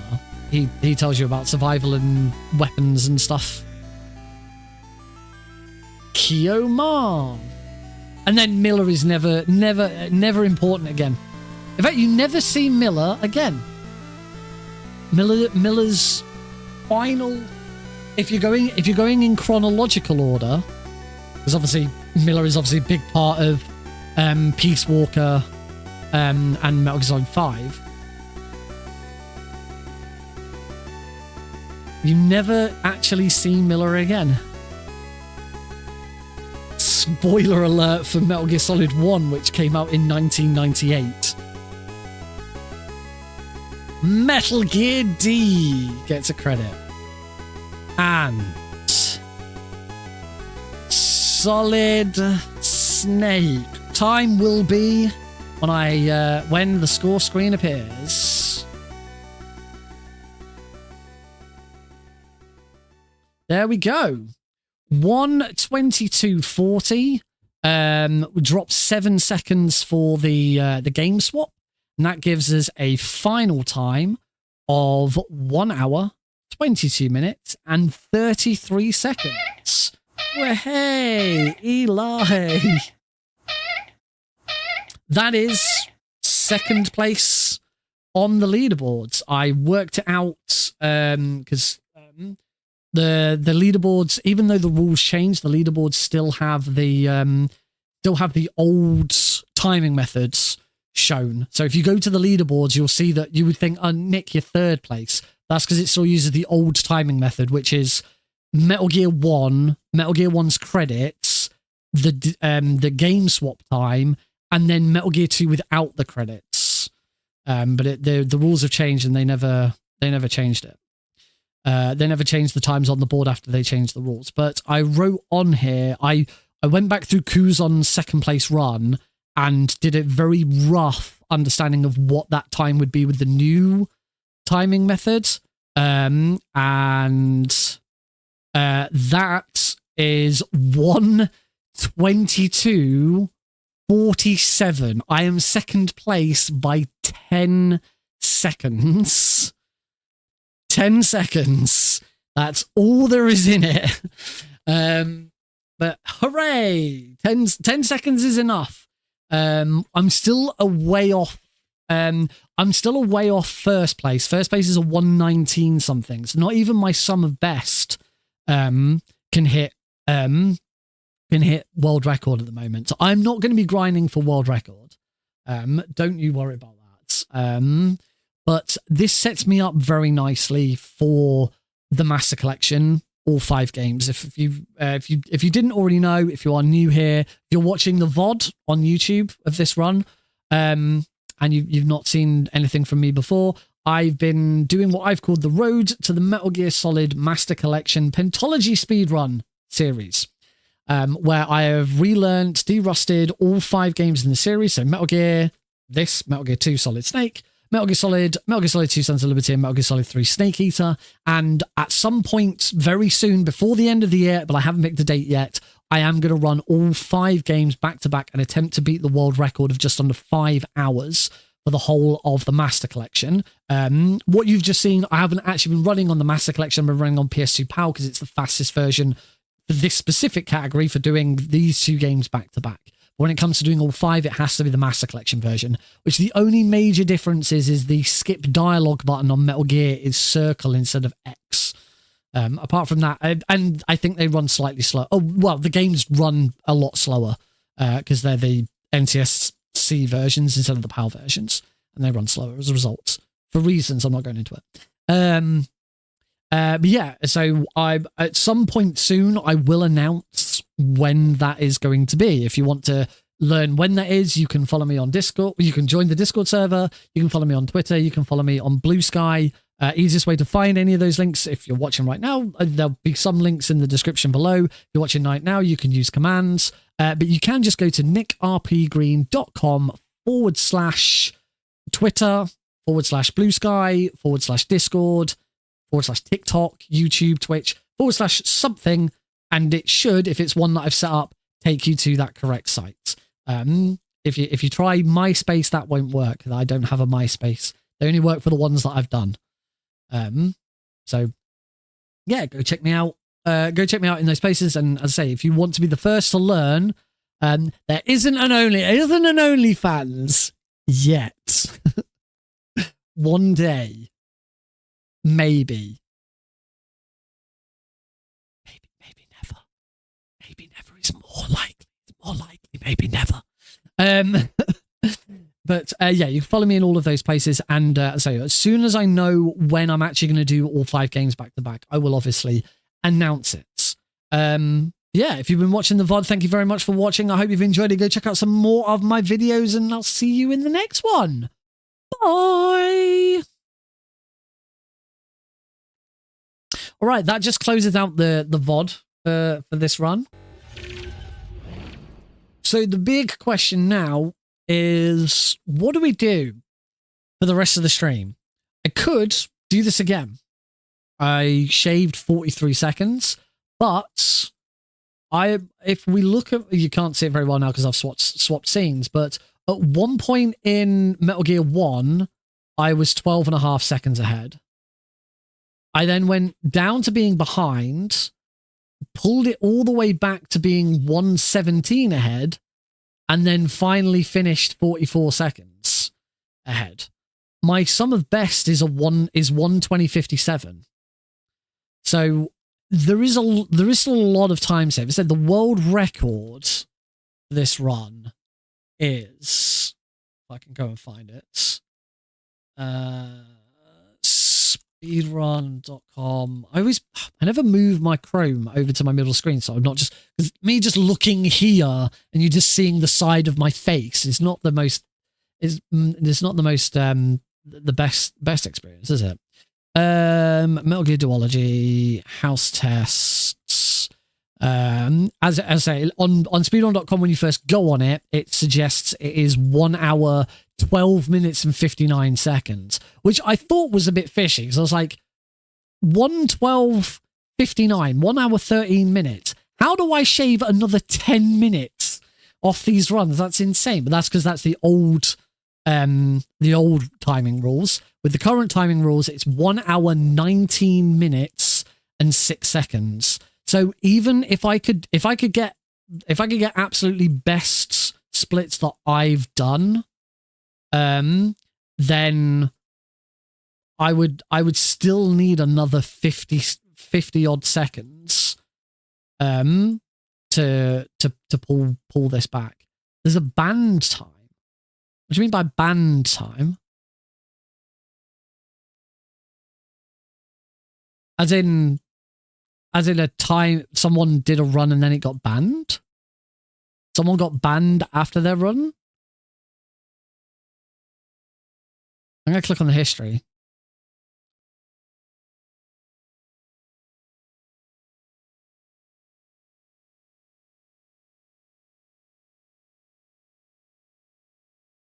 I don't see anything on there.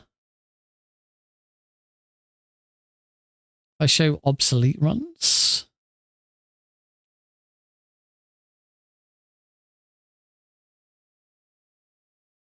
I'm not sure what Blues. I'm not sure what you're referring to.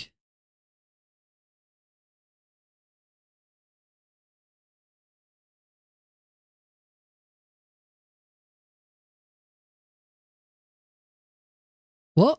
What? Why is my... I'm very confused. I'm very confused why... Why has my stream bot suddenly done that?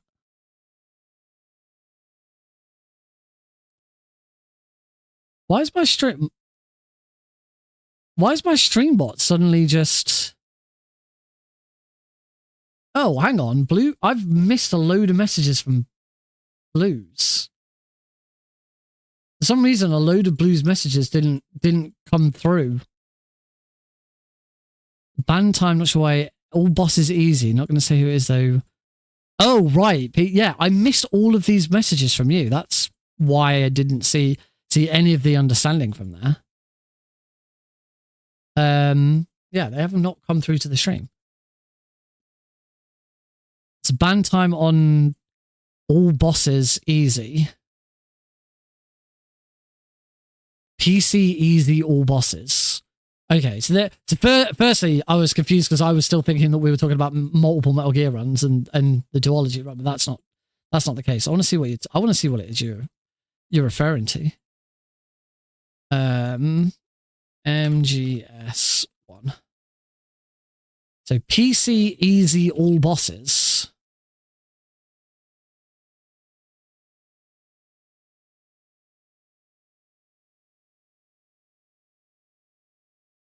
Oh. I see it on third place on there. Formerly a world record, but it's not that the run has been banned. The runner has been banned.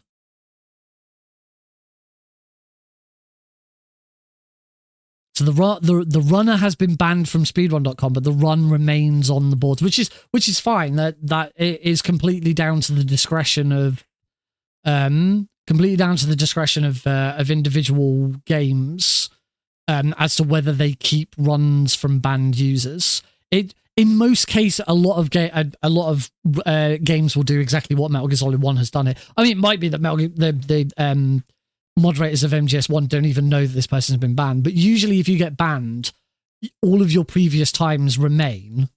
But you just can't submit anything else.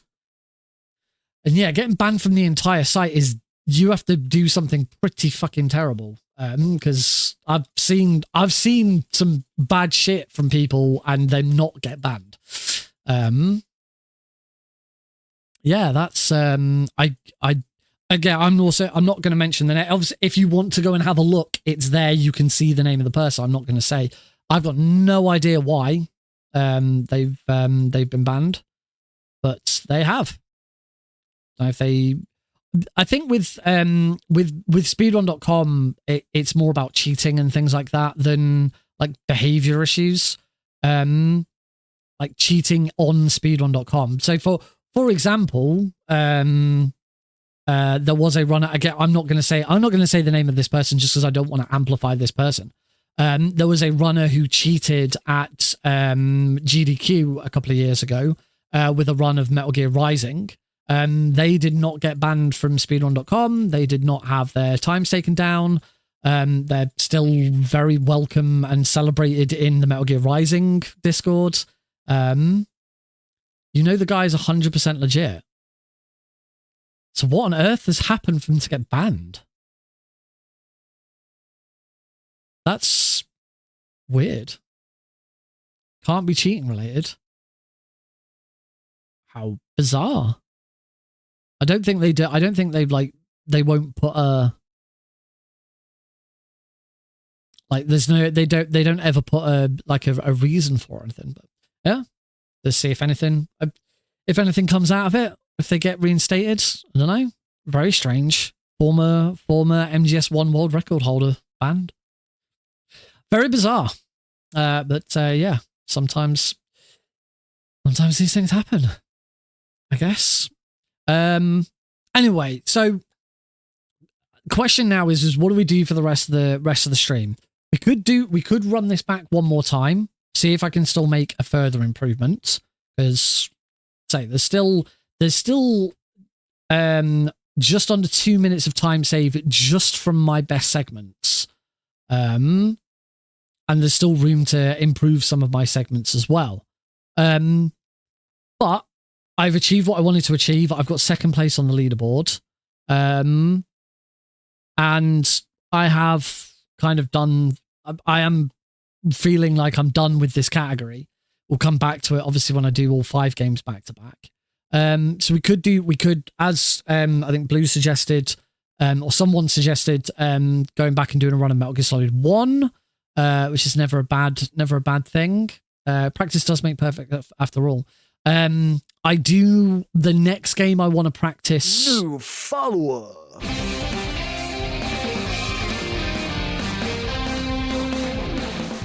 Annie E. Fanny, thank you very much for following on Twitch.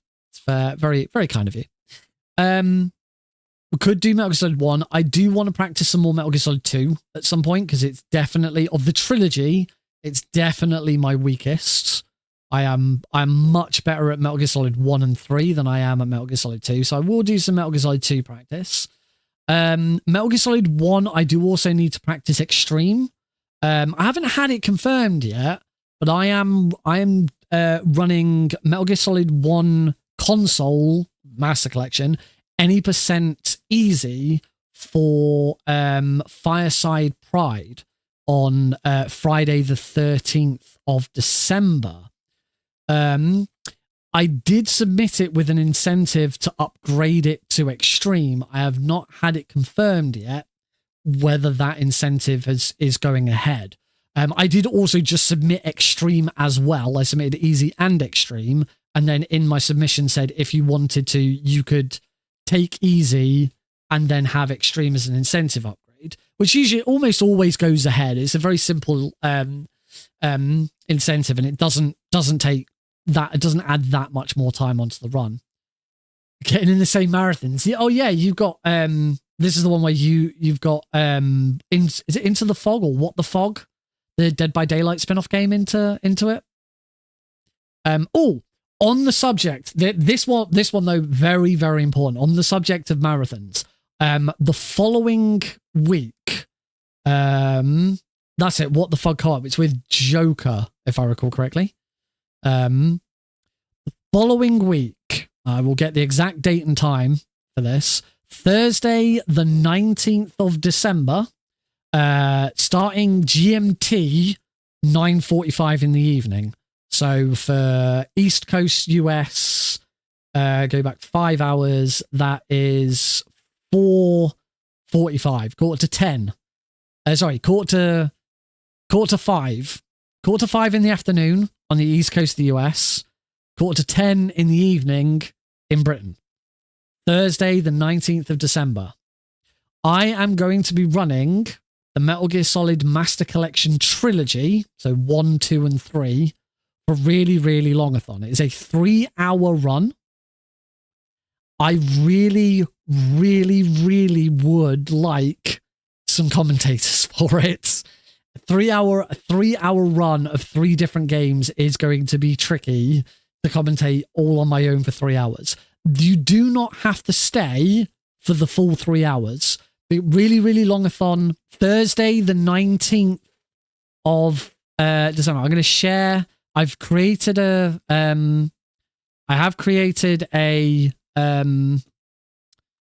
Discord event for it. So if you click on that link, it'll take you to my Discord server. You can join my Discord server, and it will also then show you that event. But put it in your diary. I could also link you to really, really longathons. In fact, I think I did. Did I put really, really? I did put really, really longathons. Event link. Let me paste that as well.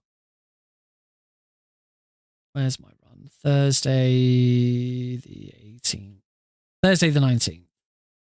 There it is. Copy link address. There we go. Paste. Ba-ba.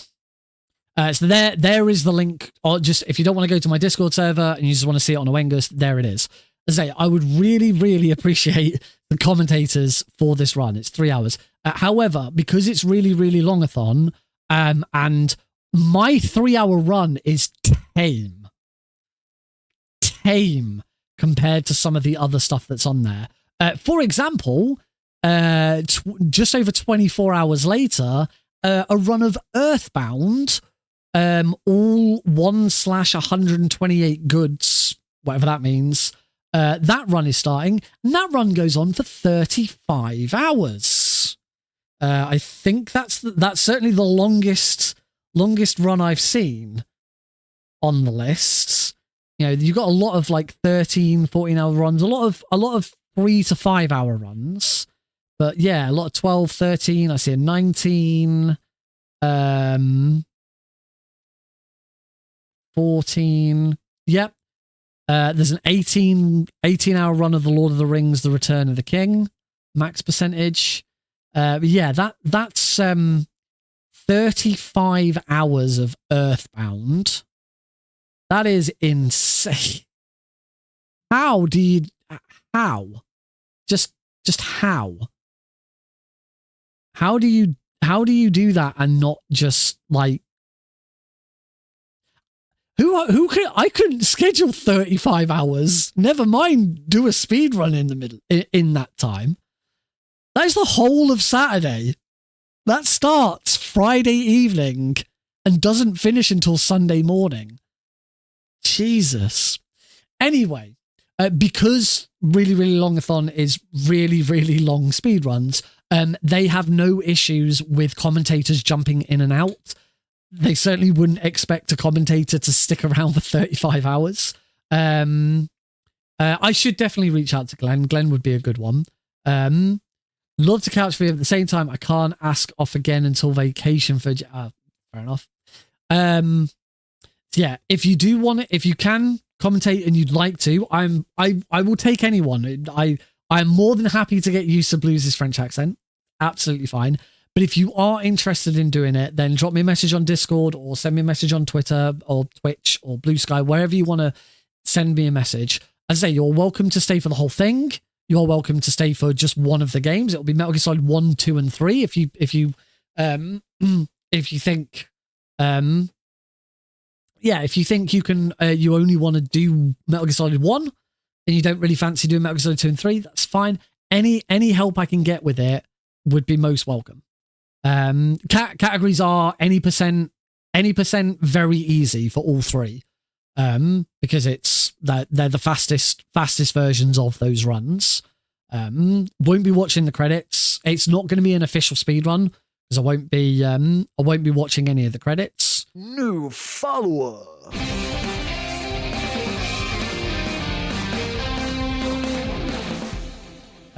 Big Box 61. Thank you very much for the follow. Welcome to the Nick RP stream. I need to do an alert, a new alert one for when I get a new follower where these lights flash, because I can do that now. That'll be really cool, getting the lights to flash when that happens. Yes, I will. I am planning on reaching out to Glenn. I'm always reluctant to reach out to MGSR because I actually don't really know anyone in MGSR anymore. A lot of the old people moved on. A lot of the people I knew at the time don't really hang around there very much, or do different things. But maybe I will reach out to MGSR for this one, because as I say, I will take any help I can get. Yeah, at the very least, that's when the run is on. So if you want to watch it, of course you can do. Anyway, we're going to take a break. When we come back from the break, we'll work out what we're going to do next. Say it might be a run in Metal Gear Solid 1, could be a run in Metal Gear Solid 2. I don't think I'm going to do this again. I don't think I'm going to do don't think I'm going to do Metal Gear Duology again. I think we're done. We've finished it. I've got second place on the leaderboards. I'm not going to get world record. So I think we're good to stick with that there. Maybe we'll do something like, maybe we'll go back to Resident Evil 2. Be a bit of a sideways. I'd rather save Resident Evil 2 for when I can actually properly advertise I'm continuing my run of Resident Evil 2. Anyway, we'll go for a break. If you've got any suggestions during the break, pop them in the chat, and then we'll decide what to do, or I'll decide during the break, whatever. We're going for a break. See you in a moment.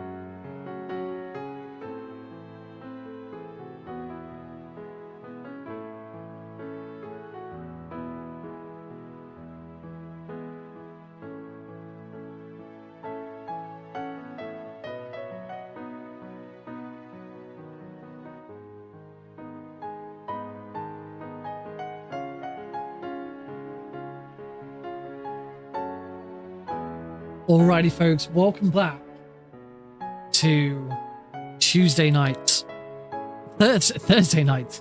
I'm getting out. My idea is so diabolical that I've completely forgotten what day of the week it's. We're not going to do another speedrun. We're going to play a casual run because it only seems appropriate, actually, at this point to give this a go. We have played, over the last few streams, Metal Gear. We have then played its sequel, Metal Gear 2 Solid Snake.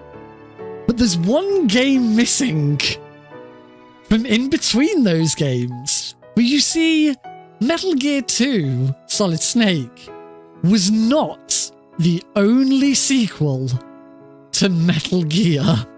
There was another. And until this time, I've never actually finished it. I've played for about 10 minutes and gave up. But we're going to play it now. Not the not the NES version. There is a NES version of Metal Gear 1, which is also quite different. Oh, he's got it. Ladies and gentlemen, presenting Snake's Revenge.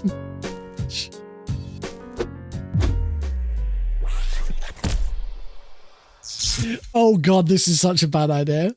This is such a bad idea. But I love this idea. Assuming I can get this to work. Assuming I can get this screen to work. This is not. There we go. This is a bit different. I'm gonna have to. I've not actually used it. This is my casual scene. I've not actually used this for a while. So it's not quite set up correctly. Hopefully it will require one filter. I'm pretty sure if I add, there's no filter on it.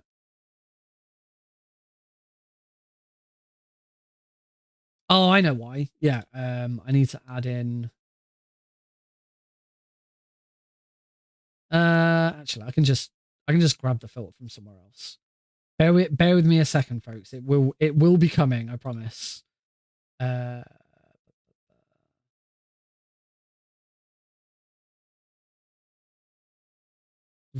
one. Copy that filter and put it on that. Hopefully when we get into game that will work. Hopefully. All right, so this is the Metal Gear Solid Master Collection.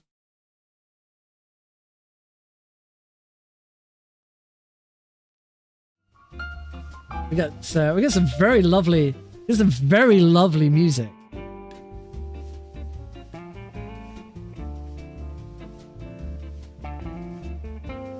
Oh, absolute jamming that to this.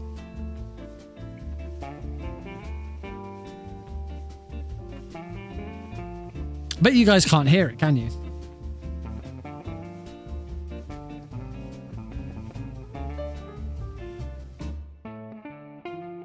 No, you should be able to hear it. I'm gonna go with you can hear it. Anyway. Game selection. We want to play. Okay, you can. It's because I've been funking around with some of this stuff. So this is Snake's Revenge. Hopefully, that looks good. So for those who don't know, I'm gonna turn that volume down just a little bit now. For those who don't know, Metal Gear was a huge success when it first came out for the MSX.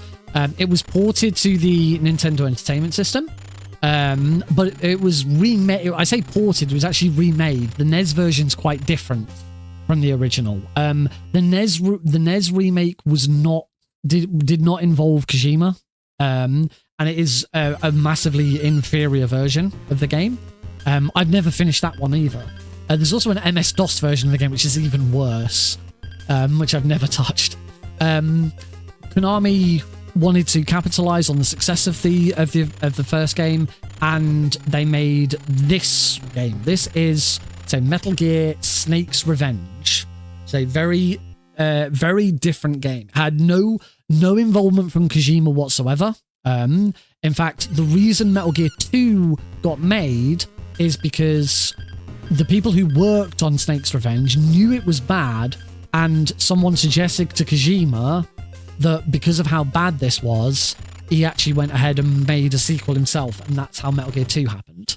So here we go. This is continue. You've got to be kidding me.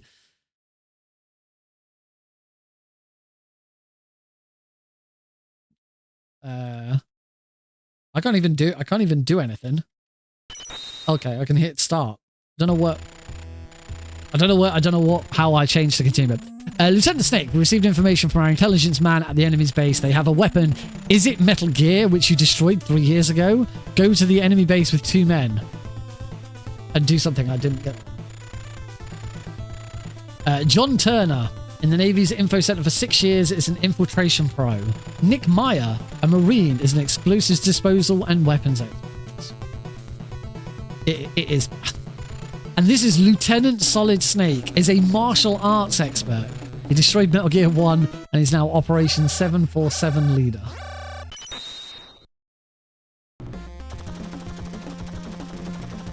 Here we go.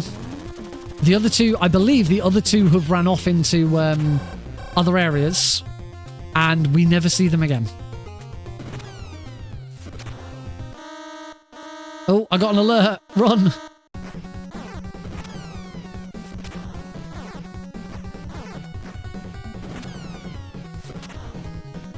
So yeah, as you can already see, the main idea behind it is still there. You know, it's still a top-down. What's this? That is a ration. I got rations.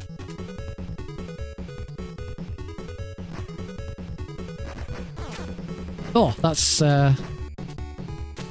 there's only two buttons because of NES. One button is punch. The other button is shoot. As you can probably tell, I am very, very close. I am dead. Probably should have equipped those rations.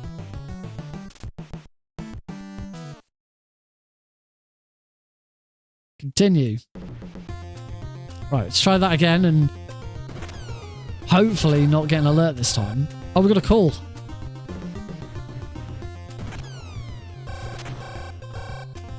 I don't know how to answer the call. The select button doesn't seem to work.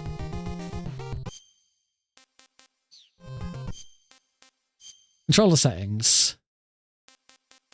That's all there is.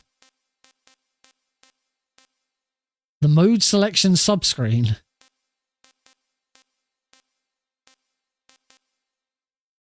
I'll put R1 on that and see if that does it. Weapon, equipment, TRCV. Transceiver. The purpose of your mission is to infiltrate the enemy's stronghold. You must collect information from your co-workers. Right, can I get through this screen without immediately getting an alert?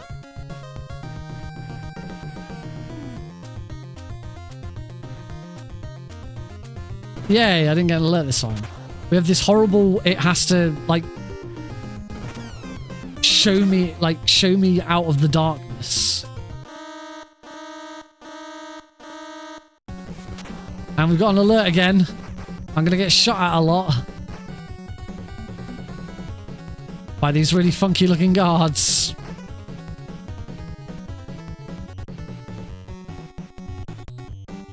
Ah, we've rescued a prisoner of war. Thanks for your help. You're welcome. The music, I'll admit, the music is pretty cool.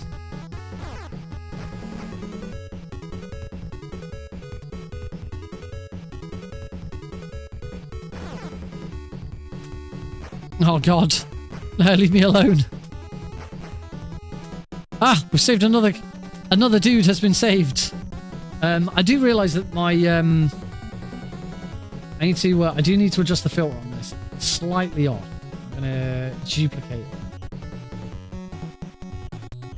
Call it surface bench. It's a little aggressive. Though the left and right is a little more.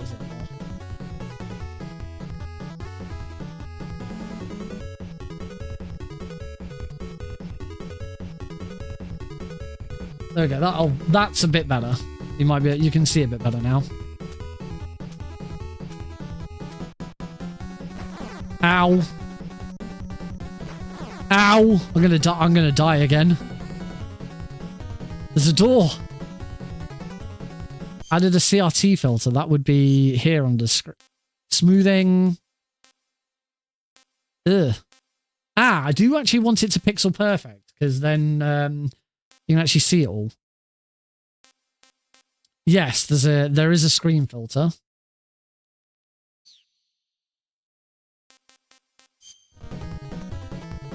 Oh, that looks... I don't know if it looks this bad. I'm going to just check the stream. It looks awful on OBS. It looks way worse on OBS than it does on my screen. That's just because of broadcasting. I'm going to turn that off again. That should hopefully fix that. Equipment. I have not got any equipment yet. Turn. I presumably need a key card to get through this door.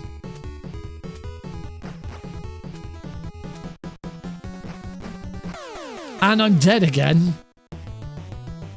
Game over. Right, R1 is now the swap between those. Start again.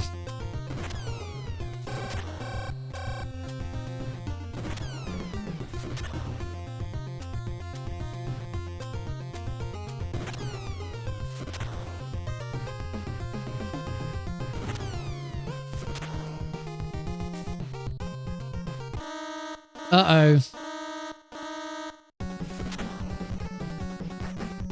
Ow.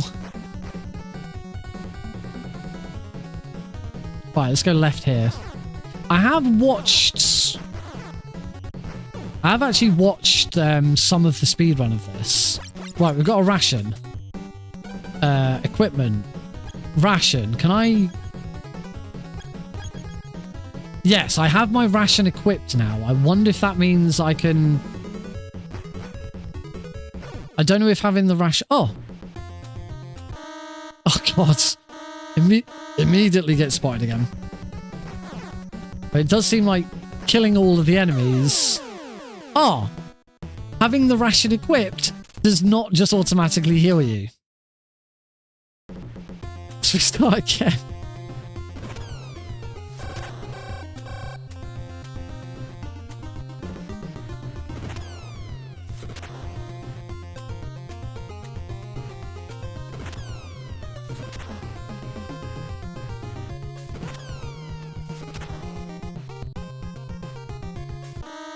Ow. Run, snake. Let's go get that ration again. So yeah, I have watched a little bit of the speedrun for this. And I know I do believe that like in this very first section you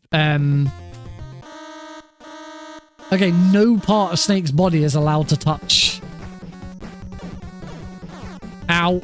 No part of Snake's body is allowed to touch the,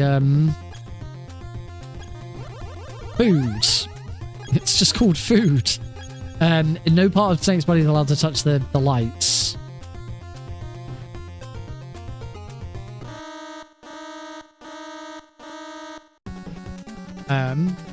Did finish it once and never ever play this game again. Yeah, I understand for the speedrun, this first section's a big RNG fest because to complete the game later on, you need to have 3 rations, and you get rations from killing enemies, but I think it might only be from punching them.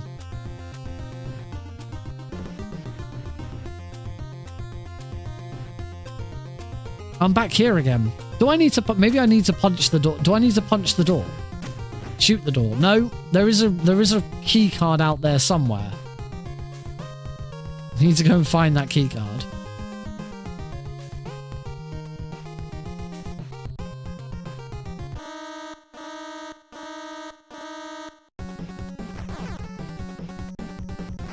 Don't knife them. You have to punch them in order to get a ration from them.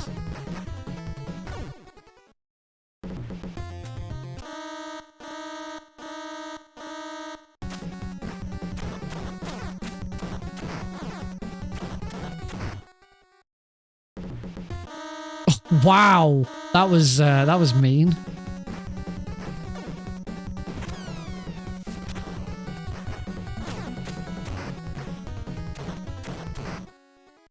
I mean, at this rate, I'm just going back the way I came. This isn't helping me. Oh, got a call. Snake, I have bad news for you. You went into the enemy's airspace. We can't help you anymore. See you at the meeting point after the military operation is over. Good luck. The dialogue is awful. I already got a knife. I didn't realize you already had a knife.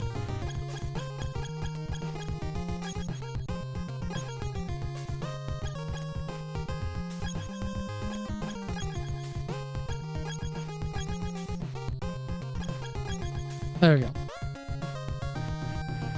But yeah, because the NES only has A and B, there's not a lot you can do with the controls. This is how the NES game controls as well. You select to open a menu that then opens other menus. Oh, can I have the ration back though? I get another ration. Equipment. Eat the ration.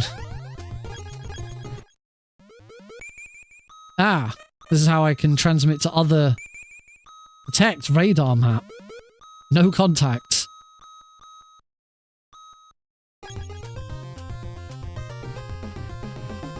Oh, ration. Can I just come back into here and collect... Oh, you can just collect a load.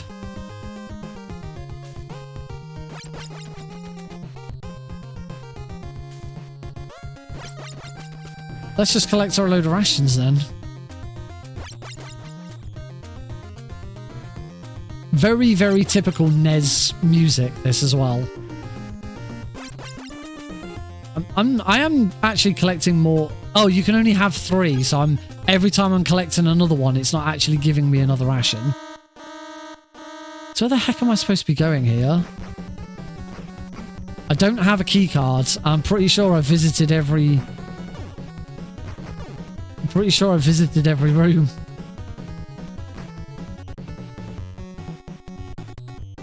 Yeah, I managed to work that bit out now.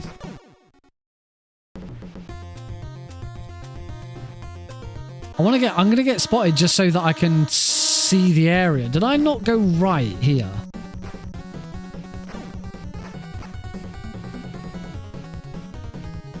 I might not have gone up here. Or is this the way... I don't know, I'm very confused now as to which way I'm supposed to be going.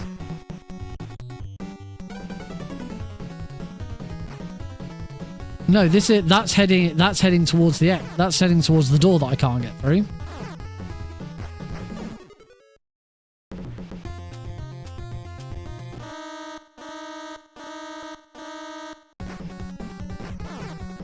I'm very slowly running out of ammo. Alright, let's go right here instead. Maybe I haven't been here yet. No! I forgot to use a ration. And we start again. Good God. I do believe it does have save states if I really wanted to use them.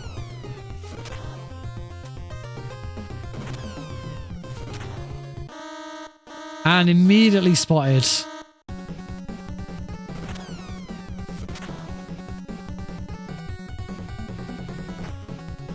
I can just kill this guy hopefully without getting shot, I lose the alert.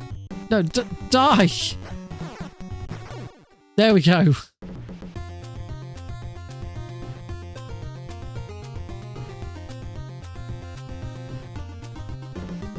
Quick, on the screen. Yeah, saved our... That sucks. Immediately get an alert.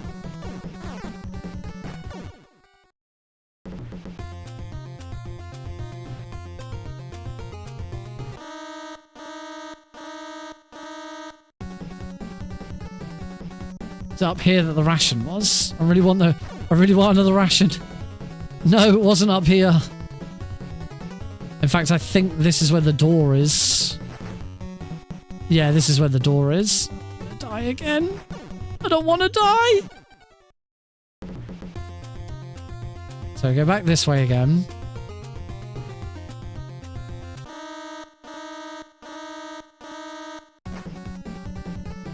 Right, now go to the right.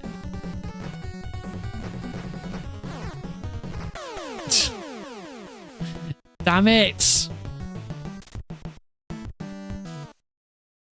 I need to find that ration room again.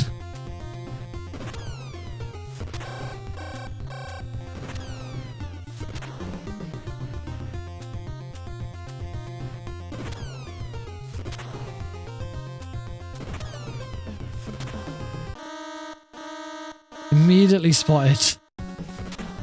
Like, so far, the only redeeming thing about this game is it's got some pretty funky music.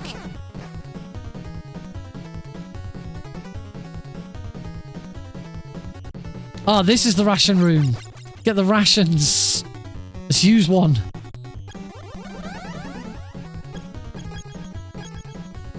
Right, now I can have 3, so that's 1, 2, 3 rations. Right, let's go. Ow.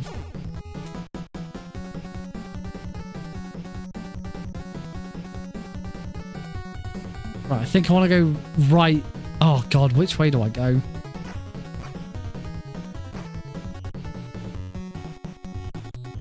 Have I been this way yet?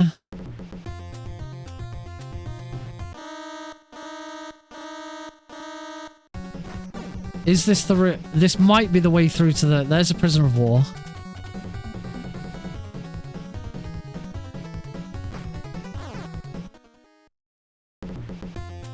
Yeah, there's the door.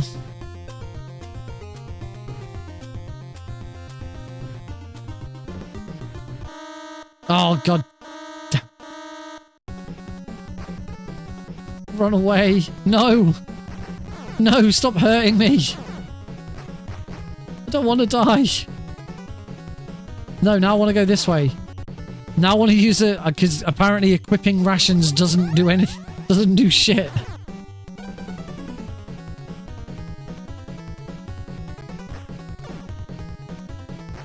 Oh, there's another door here. So I want to go up.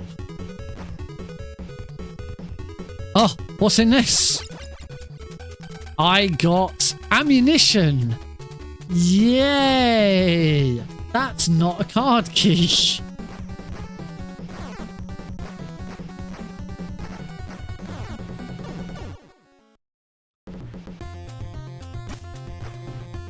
Can't go through that door either. I get through any of these bloody doors. Oh, not the bloody spotlights again.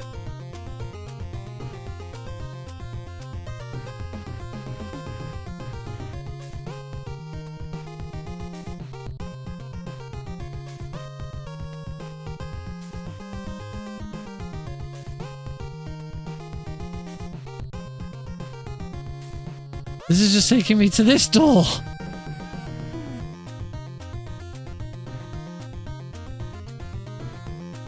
About going north here. No, that's just a clearing.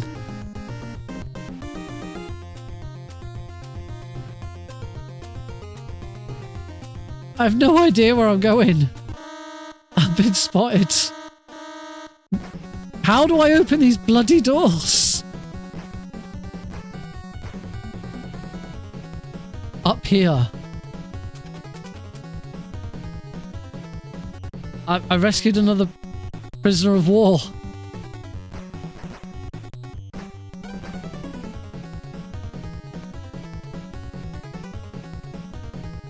The prisoners of... Should I have listened to the prisoners of war? It's the ration. Let's use the ration. Since it's here. You're right, I should call. Right, I'm back on 3 rations now. Let's get to one of those doors and make a phone call.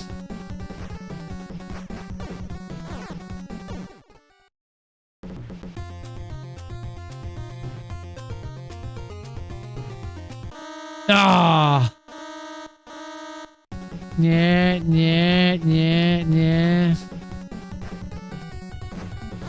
Ow. Ow! I think he shot me through the tree. Right. So, transceiver. Let's call John. Can't call John. Let's call Nick. Can't call Nick. Call Jennifer.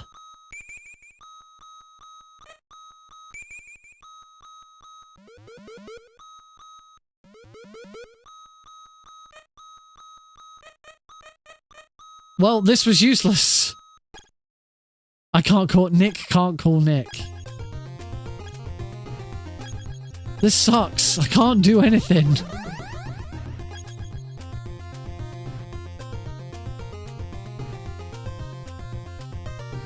Or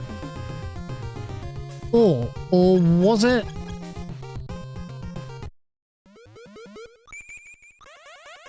Ah, maybe it was because I was under alert. All enemy weapons seem to be available to use.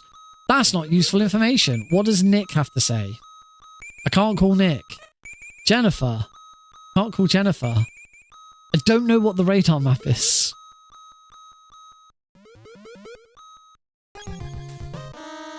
I immediately get an alert. Okay, I'm going to go to the other door.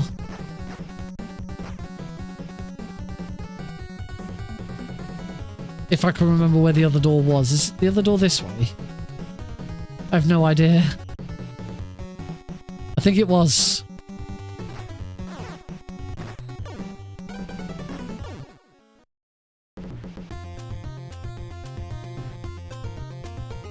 Can't get in the back of the... No, I can't get in the back of the truck. I wondered if maybe they were reusing that old trope. Right, can I call any of them here? Can't call John. Can't call Nick. Can't call Jennifer. That radar map doesn't do anything else, does it? I can't...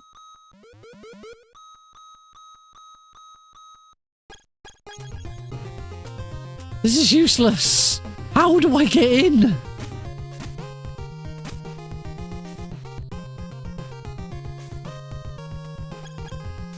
Can I call any of them on this?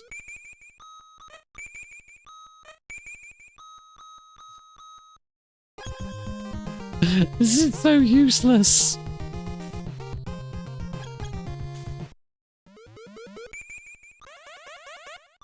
What's John got to say now? All enemy weapons seem to be available to use.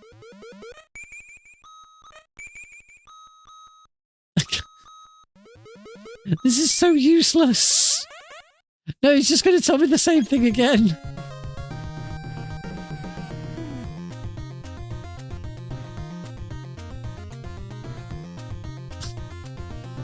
I have no idea what I'm doing.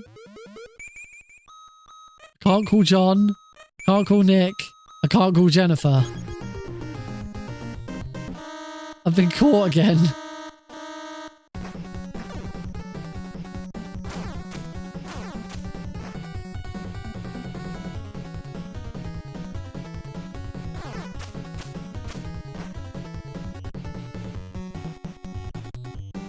I'm gonna die again.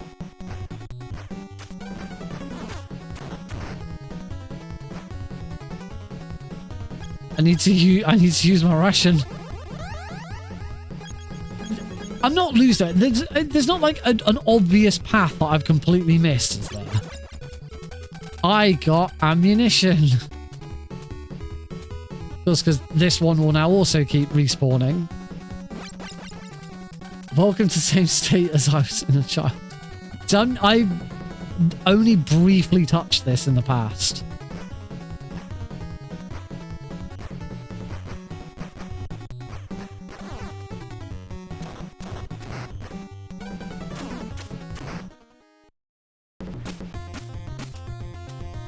The cool hint was a big thing.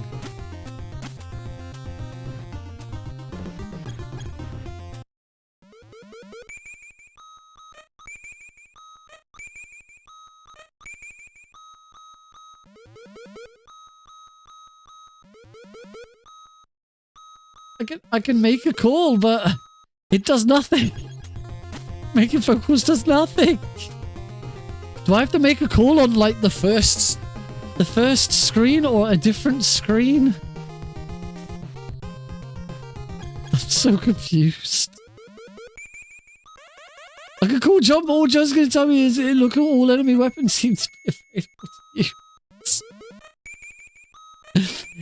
None of the others are there.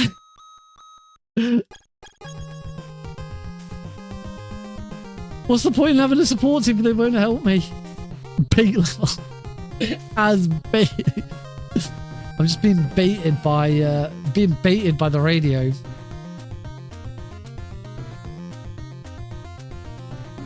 I'm so confused. What the fuck am I gonna... John's just gonna tell me the same shit. I will take help. I will take spoiler levels of help.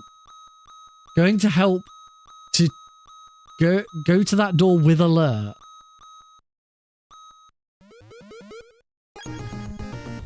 Wait, have I got to get one of them to open the door for me?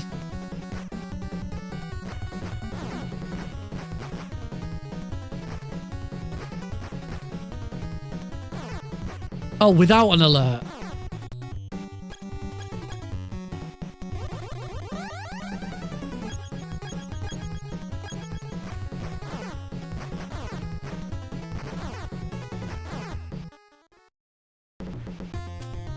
Right.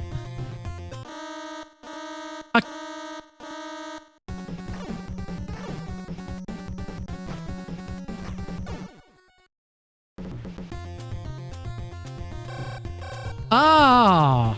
You can come onto this screen without...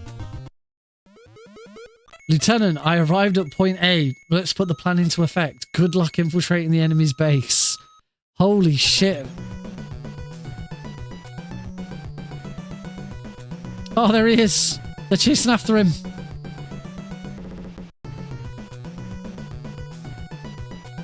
Oh no, they've captured him. I'll take you. Go ahead.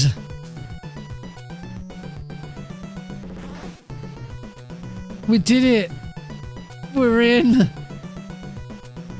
Oh, I don't have any control over this bit.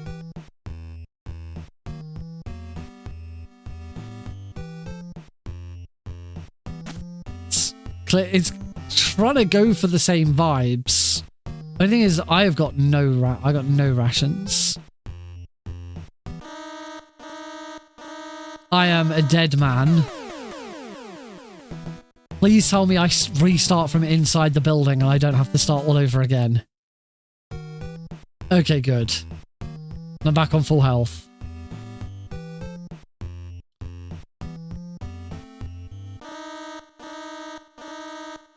Oh, can I not just kill them stealthily?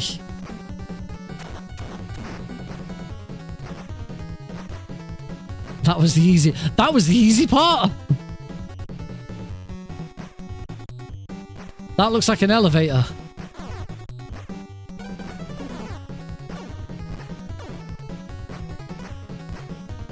I'm gonna die again. Just you wait. I'm gonna die again.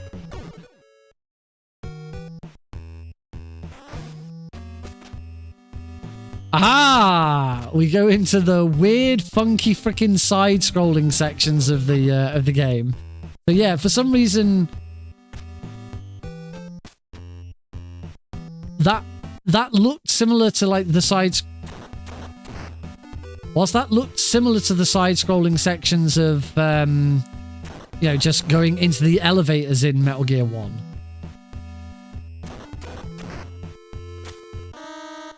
Oh, really?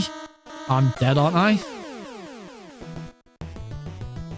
There is more to those side-scrolling sections. Okay, I restart here.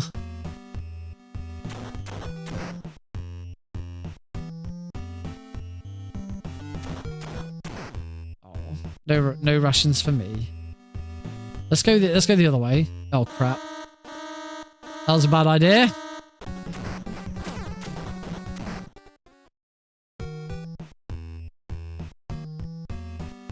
Oh.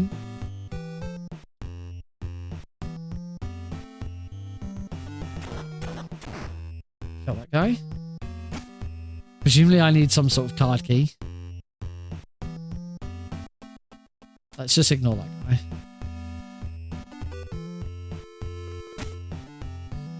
Okay, I can't seem to go anywhere this way. Like I say, it seems like I need a card key. So maybe I do need to go down there.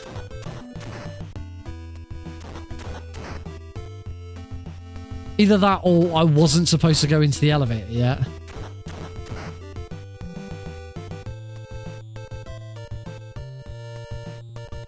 Yep, seems I wasn't supposed to go in the elevator yet.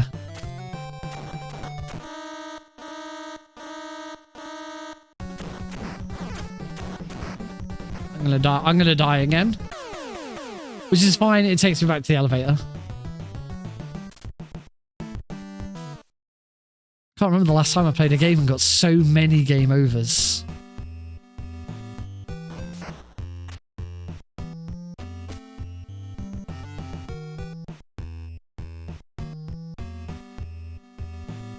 I can't go through there.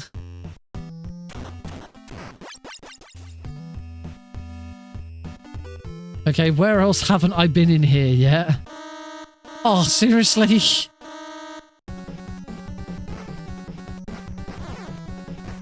I don't think I went this way. Oh, that just brings me back to here. That's no good. I didn't realise that was a thoroughfare. Oh, I can go right here. Unfortunately, I am dead again.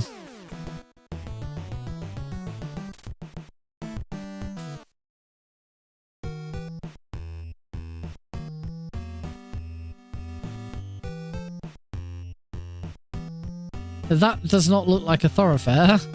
But apparently it is. A ration? Some ammo? That looks like a different kind of door. No?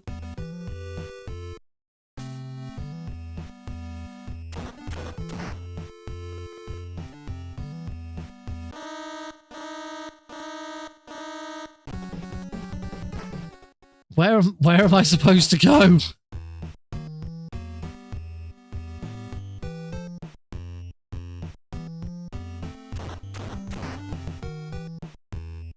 This game isn't confusing in the slightest.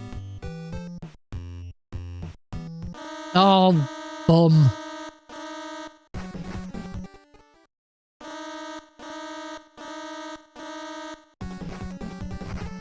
Ah, you go in here. What is it? I got key card number 1. Yay! Finally. I still have some food.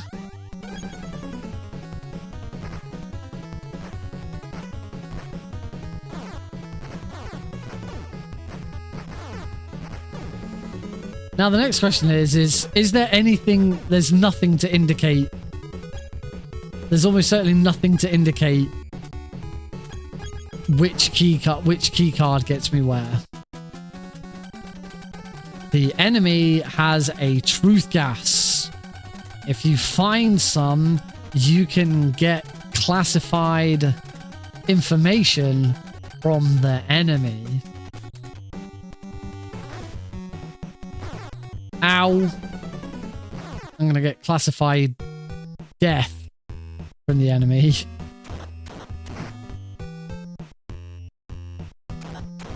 Could really do with one of these guys dropping me a ration. I will try and figure it out. Hey, another rank up, yeah! Oh, I was hoping some of that dialogue might actually be helpful. Yay, rank up.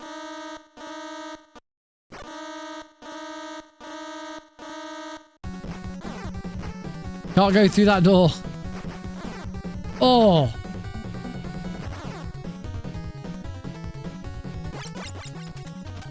Keycard level 2. Oh, please. Once again, I'm going to have to... Oh, God's sake, I can't get out now.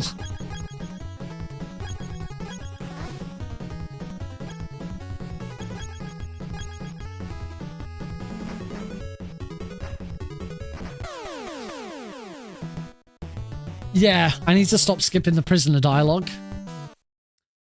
I've completely forgotten... Do I have any keycard? No, I don't.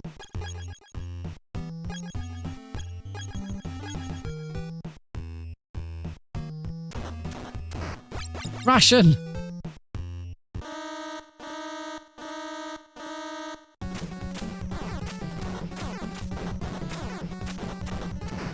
Probably need to use that ration.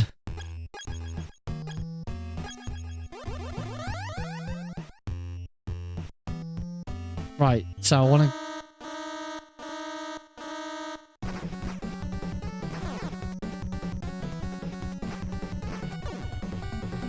I do already feel like this might have been one of the games where I really should have gone, you know what, let's just learn the speed run rather than even casually play through it. That might have been the better solution for this.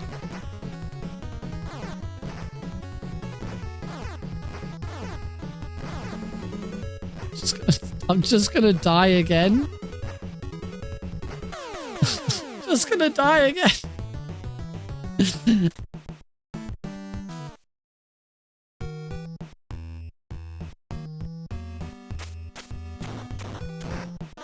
Oh, God damn it.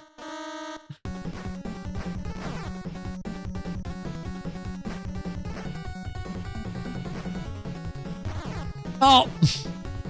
Nobody came on the screen until right at the last second, and then everyone came onto the screen.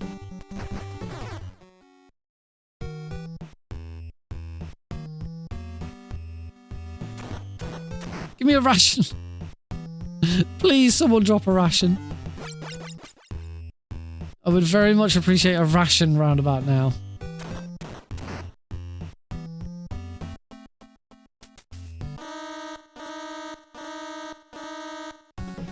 I mean, that guy I couldn't do anything about. Then again.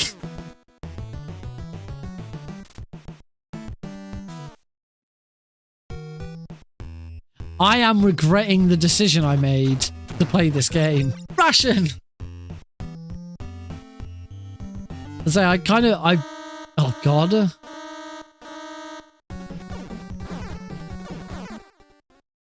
I do kind of feel like this is the kind of game where you really just want to learn the speed run, because at least learning the speed run will teach you how to play the game, and you don't just get lost constantly.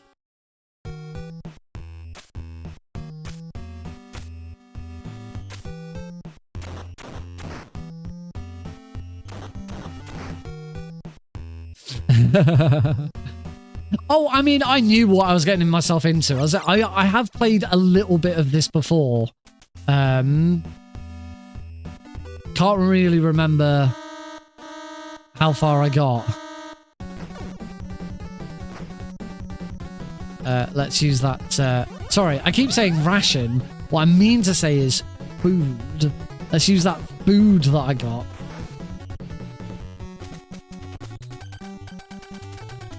Oh, that was the guy who told me about truth serum. Ow! You bastard!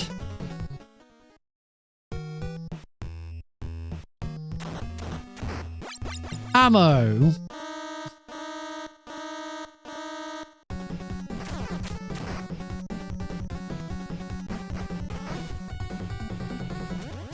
What's this guy got to say? Oh, rank up. John moved to a different spot. Oh, that's not overly useful information.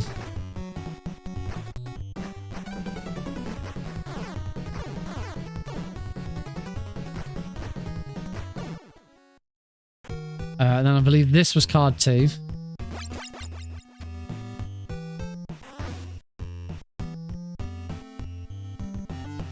You're 3 screens in. It does not play well at all. I mean, this is so awkward. The menuing system is just the worst because it just doesn't translate. Oh, what's this? Don't shoot. I don't know anything. Okay. Was that also a prisoner of war?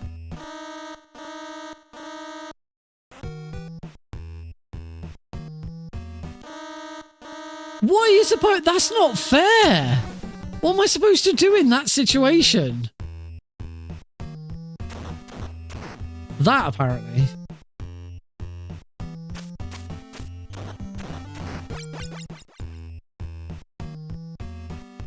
Now I need another ration. I think I already went in there, didn't I? Oh, I'm at the elevator. Get in the elevator. It's a save point. In fact, actually, I think I need to go. I think I need to go through the elevator now. Yeah, if you've not seen this game before, you're still not ready for the side scrolling. Ow. That's fine. The elevator acts as a as a checkpoint, so we're good.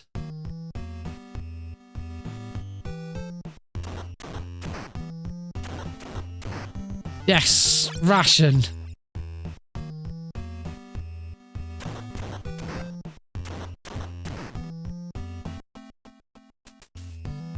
Right, we can go through this door, hopefully. Yes!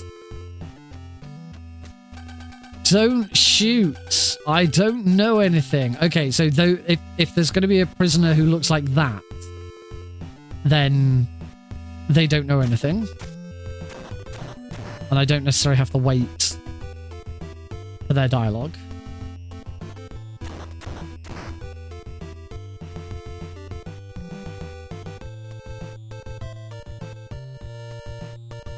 I say, the one redeeming feature that this game does have is the music's pretty funky.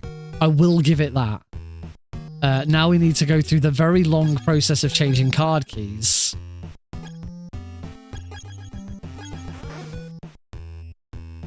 A better gun! That looks like an SMG. I got a submachine gun!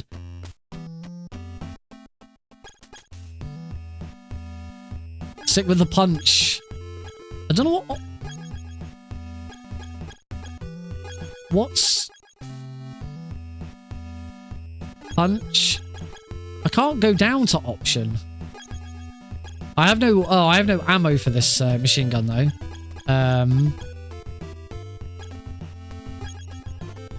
Punch, handgun, return. There we go.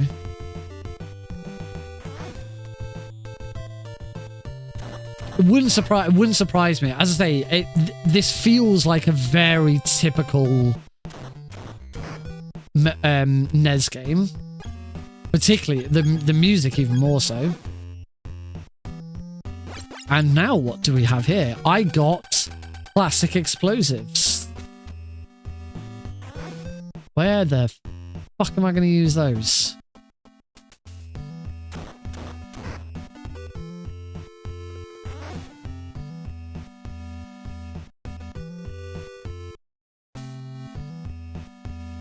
The graphics actually remind me of the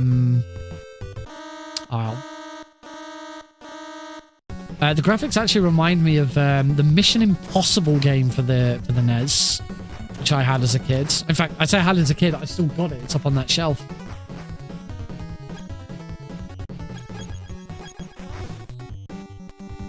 All right, we're going here. That is, I got grenades. Ammunition. Oh, I bet if I'd equipped... Oh no, now I can... Okay, so now I can If I want to, I can use the machine gun.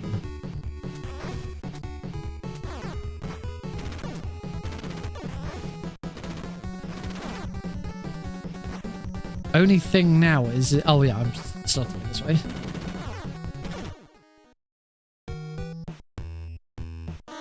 Oh shit, quick, just get to the elevator. Get in. There we go. Going down.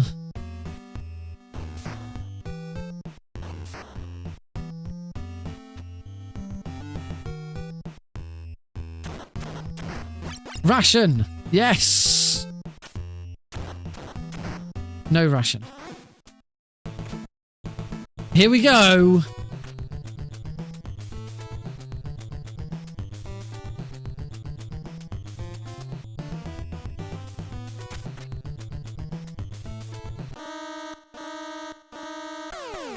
And I'm dead. So these are the side-scrolling sections that exist for some reason.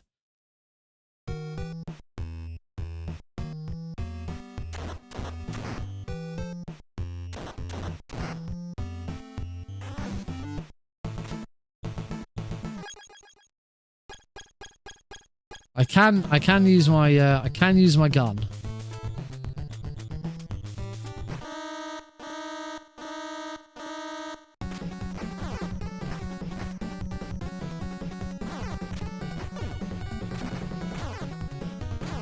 I am going to die again.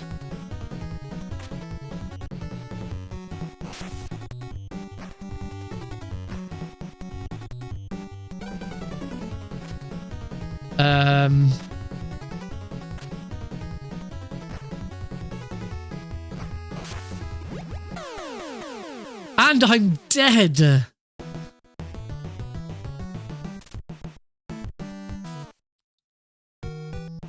Was I dead because I didn't have the scuba gear or something? What? Like, I never turned up and looked that way before.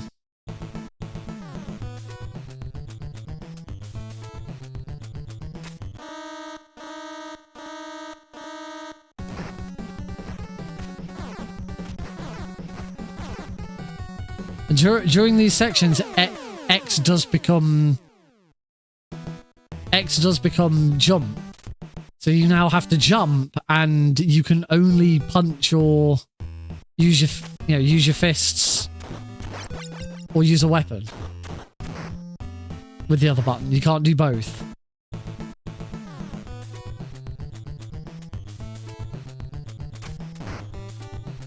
Yay, I finally took out that first guy without getting spotted. That's made this section a whole lot easier. Oh, that was a camera.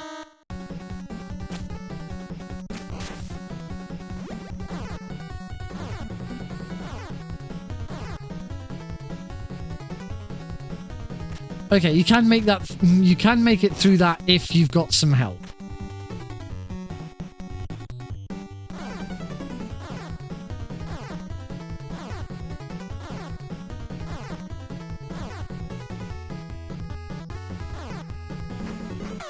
Oh, great. And then out the other end, there's got... What's the point of having an oxygen meter if you're just going to take damage anyway? This is so dumb.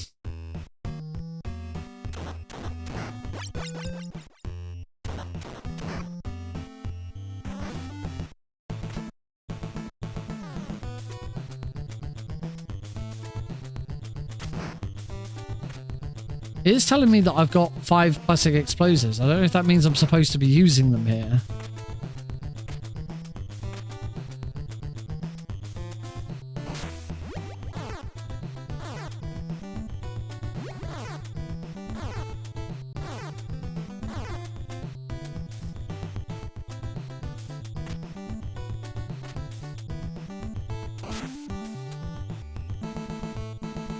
Now the next question is can I even use a ration whilst underwater?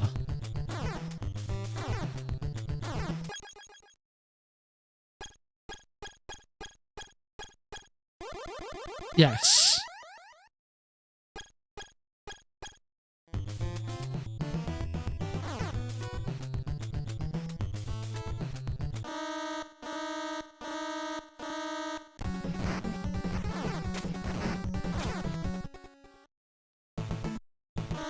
Oh, can this section not end, please? Oh, for God's sake. Oh, jeez.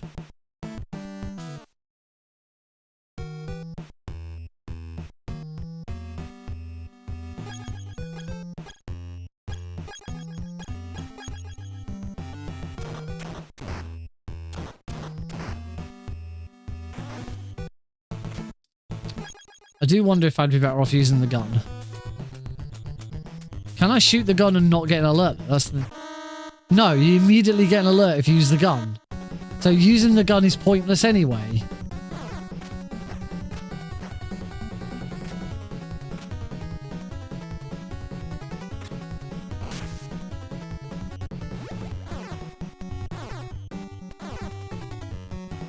So I'm probably going to die anyway because I've already got an alert.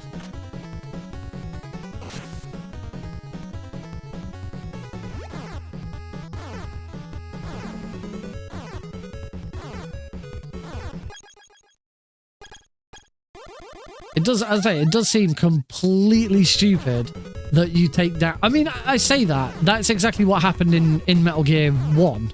You took... As you swam underwater, you took damage. Oh yeah, I shot him, so I get an alert.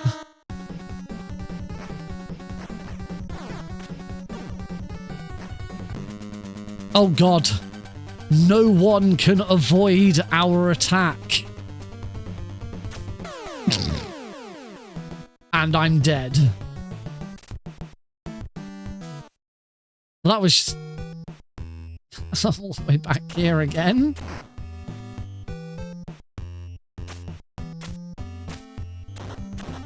Die. Okay, so I definitely want to use the knife in here.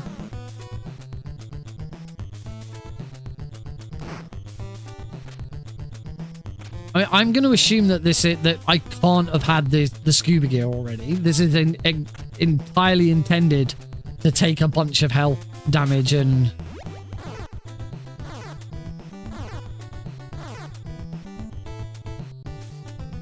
Entirely intended to take a bunch of health damage and just have to get through.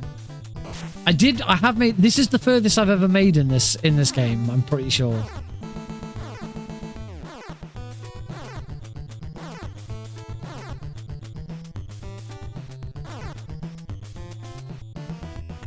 Oh, you can actually make it through.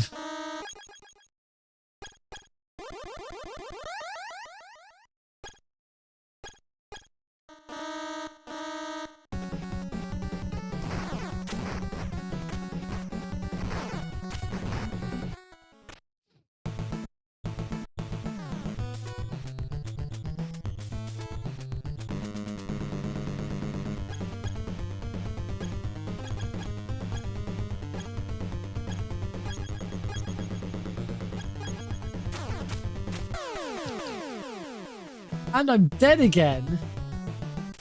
There are ways to get the scuba gear. You can get the scuba gear before you go in. Should we go look for the scuba gear? How the hell do I beat these bosses? I just die.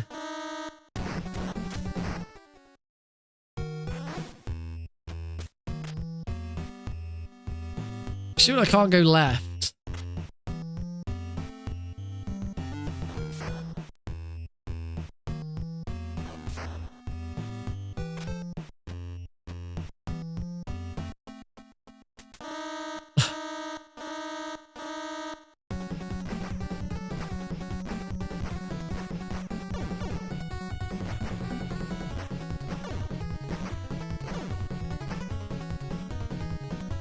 So this is the worst boss.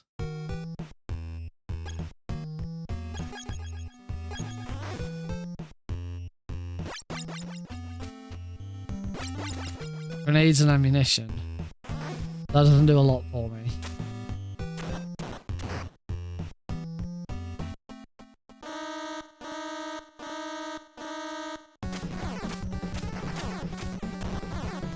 I'm just gonna die again, aren't I?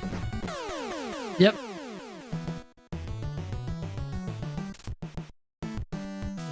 Oh, this isn't the worst boss. I feel like I'm probably just gonna... I'm just gonna have to... grin and bear it.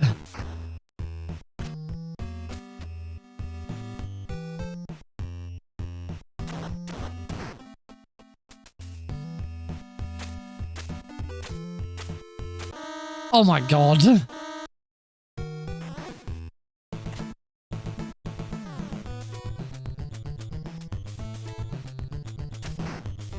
I still need to work out.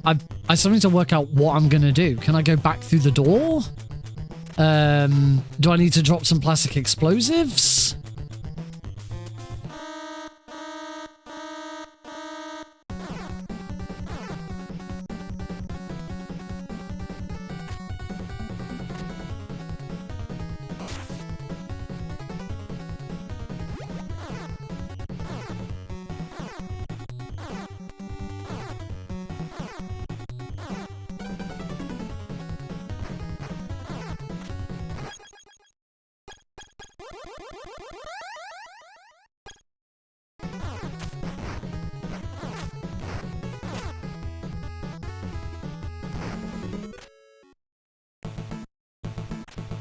Oh, so I'm gonna be dead. I'm gonna be dead again. The moment I go through this door, I'm probably dead. Can I go? Can I go?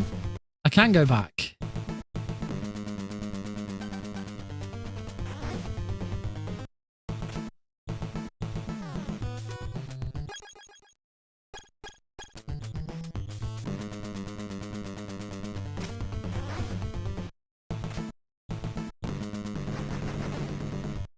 I'm so scared.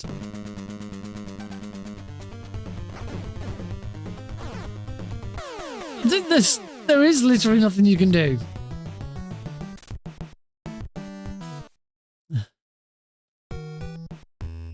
I don't know what to do here. Kind of getting a little bored or frustrated with this because there just doesn't seem to be a way out. So I'm very tempted to actually watch a speedrun and then play the game. I've watched a speedrun of this before, but it was a very long time ago.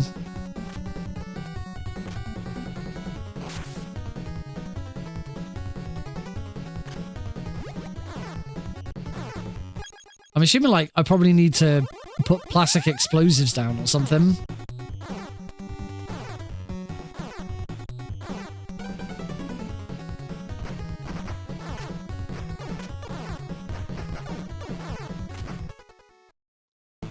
I've only got 1 health, so I'm just gonna die. The speedrun definitely won't help you. I think I'm done. This is not getting me anywhere, and I'm kind of... This has been... Maybe to understand what the first boss does. Let's tell you what, let's do that. Let's at least have a look at the speedrun to learn maybe how to beat the first boss. Games... Snake's Revenge. World record is held by Hammertet, which is not a big surprise.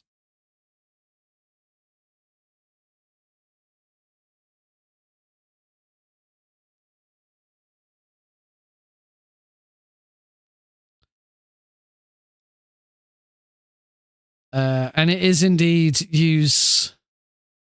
Yeah, it is indeed use C4 and a lot of rations.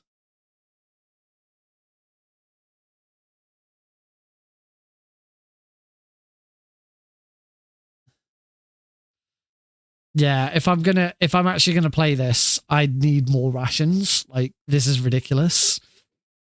I don't know how long I've been playing this for. The speedrun at this point is 6 minutes and 20 seconds. Even that seems like an awful long time, but not a lot gained. Oh dear. Yeah, I think we're just gonna leave. We're gonna leave it for there for tonight. I'd say I need a bunch more rations to actually tank this damn fight. and I'm not going back and getting them. It's not worth it. We're gonna just leave it there. Just pretend that we played more of it than we actually did. Yeah, we're gonna go with that. Oh dear. Well, it's been kind of fun. It's been kind of fun. Yeah. It's been something. It's been something. That is going to be it for tonight's stream, though. I am trying to work out when this 5-game run is going to be. It will be at some point. I don't know yet. But I will do it eventually. I just have to work out when the best time is going to be. 'Cause obviously I have, how about Boxing Day? Well, no, because I'll be, me, Heidi and Alex are staying at home, on our own for Christmas. I'm not taking any holiday from work, because I'll be working from home, Christmas week and the week. I won't be going into the office between Christmas Eve and after New Year. So any days that I am working, I will just be working from home. There won't be a lot to do anyway, so I didn't see much point, as I'm planning on staying at home. Like last year we spent Christmas at my parents', and then we also saw Heidi's parents, because first Christmas with grandchild and all of that. But this year it's our first Christmas in this house. First Christmas where Alex will have a little bit of an idea of what's going on. You know, he'll see the Christmas decorations. He'll know that stuff is happening, but he won't know what it is. So we figured this is a good one to have on our own, away from, because family's a bit iffy at the moment. Heidi's side of the family is a bit of a struggle at the moment. My side of the family is okay, but we had Christmas with them last year. So yeah.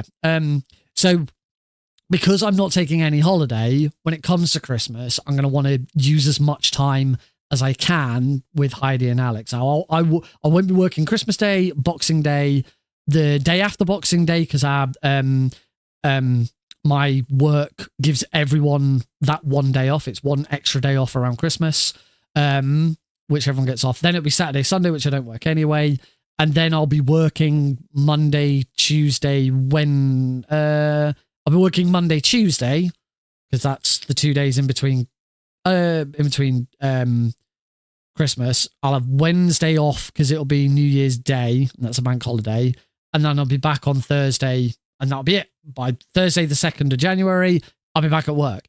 There probably won't be much to do Thursday, Friday, the 2nd and 3rd, because a lot of people will still be on holiday. Won't really pick up until Monday, the 6th. But yeah, so I won't be streaming much around that time. Depends how the days go. Obviously we're a little way off then. I'd like to get it done before Christmas. I am kind of hoping. I think the easiest way of doing it is probably going to be to do it on a Saturday night. Because it's a 5-hour run. So it needs to last, the stream needs to last longer than the usual 4 hours that I stream. I usually stream from 8 till midnight, Tuesdays and Thursdays. So it's going to be, ideally, I'm going to want to stream it over the weekend, because I've not got any holiday coming up. It's got to be a weekend. I was hoping to sort of make it a 10, 12 hour stream, but I don't think that's going to happen now. So it's probably going to be starting at 7:30, maybe 8 o'clock on a Saturday evening. Saturday's the best time because I won't have been at work, so I'm not going to be tired from work, and I haven't got work the following day. And then I just keep going. Rather than finish at midnight, we finish at 1, 2 a.m. That might be the best option.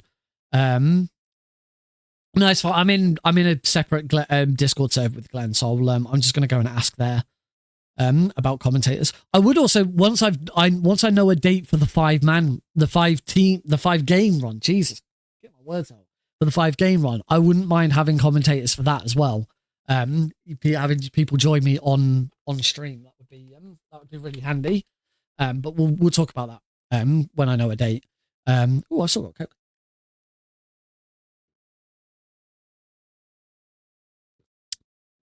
Lovely.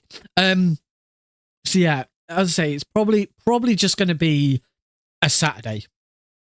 a Saturday where I've got nothing on, nothing particularly on the Sunday, and when I do know, obviously I will let people know. We are going to raid, of course. I'm trying to make sure that I now raid at the end of every stream.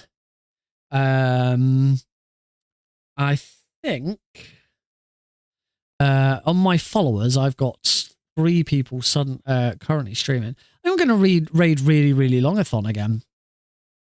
They're currently doing a rerun of really, really longathon 1. But it's a sort of a good idea of what's. Oh, I understand it now. I didn't quite understand what was going on the first time. A really, really longathon 1. I don't think they do this now. They're not doing it for the 8th one. They've got 2 runs going on at the same time. So in this rerun they've got right now, someone is running someone called Professor Palmer is running Ni no Kuni Wraith of the White Witch. Doesn't say what the estimate is. But then in the background, we're in like a little extra stream, they've got someone running a 100% run of Bait and Katos, and it is currently at 113 hours. So they have like a really, really ridiculously long run going on whilst all of the other runs are going on. That's a really cool idea. That's fantastic. There is a rerun of Really, Really Longathon 1, and they're on Really, Really Longathon 8 now. I'm kind of hoping that their stream setup is a bit better, because this is very, very basic.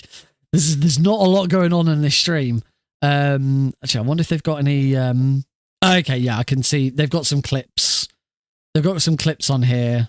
They've got a clip from Really, Really Longathon 7, the last one. There's a bit more going on the stream. That looks good. Yeah, I'm looking forward to it. I've not done Really, Really Longathon 1. But Really, Really Longathon before. It's one that I've wanted to do for a while, but never really thought what I could do for it. The last Metal Gear run that I know that was on there, Vermilion did Metal Gear Solid 3, but did all cutscenes, and that was like 4 hours or something like that. So yeah, we're gonna raid Really, Really Longathon again. So you get a bit of an idea of what that's going to be.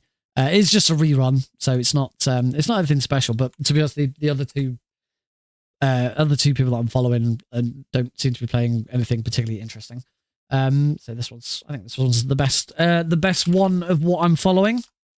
So yeah, obviously if you're on YouTube, there is no raid. There's no raid function on YouTube, so we'll just be sort of going. But yeah, have a great weekend. I don't think there'll be a bonus stream over the weekend, mainly because I wouldn't even know what to do. I need to decide what we're going to do on Tuesday. I think Tuesday we'll do Metal Gear Solid 2. Do Metal Gear Solid 2 on Tuesday, and then maybe next Thursday we'll go back and jump onto Resident Evil 2 again. I'd like to continue that playthrough because that was a lot of fun. But yeah, I'll see you on the next one. Take care, and obviously the VOD from today's duology run will be on YouTube at some point tomorrow, probably. Yeah. Hey, y'all!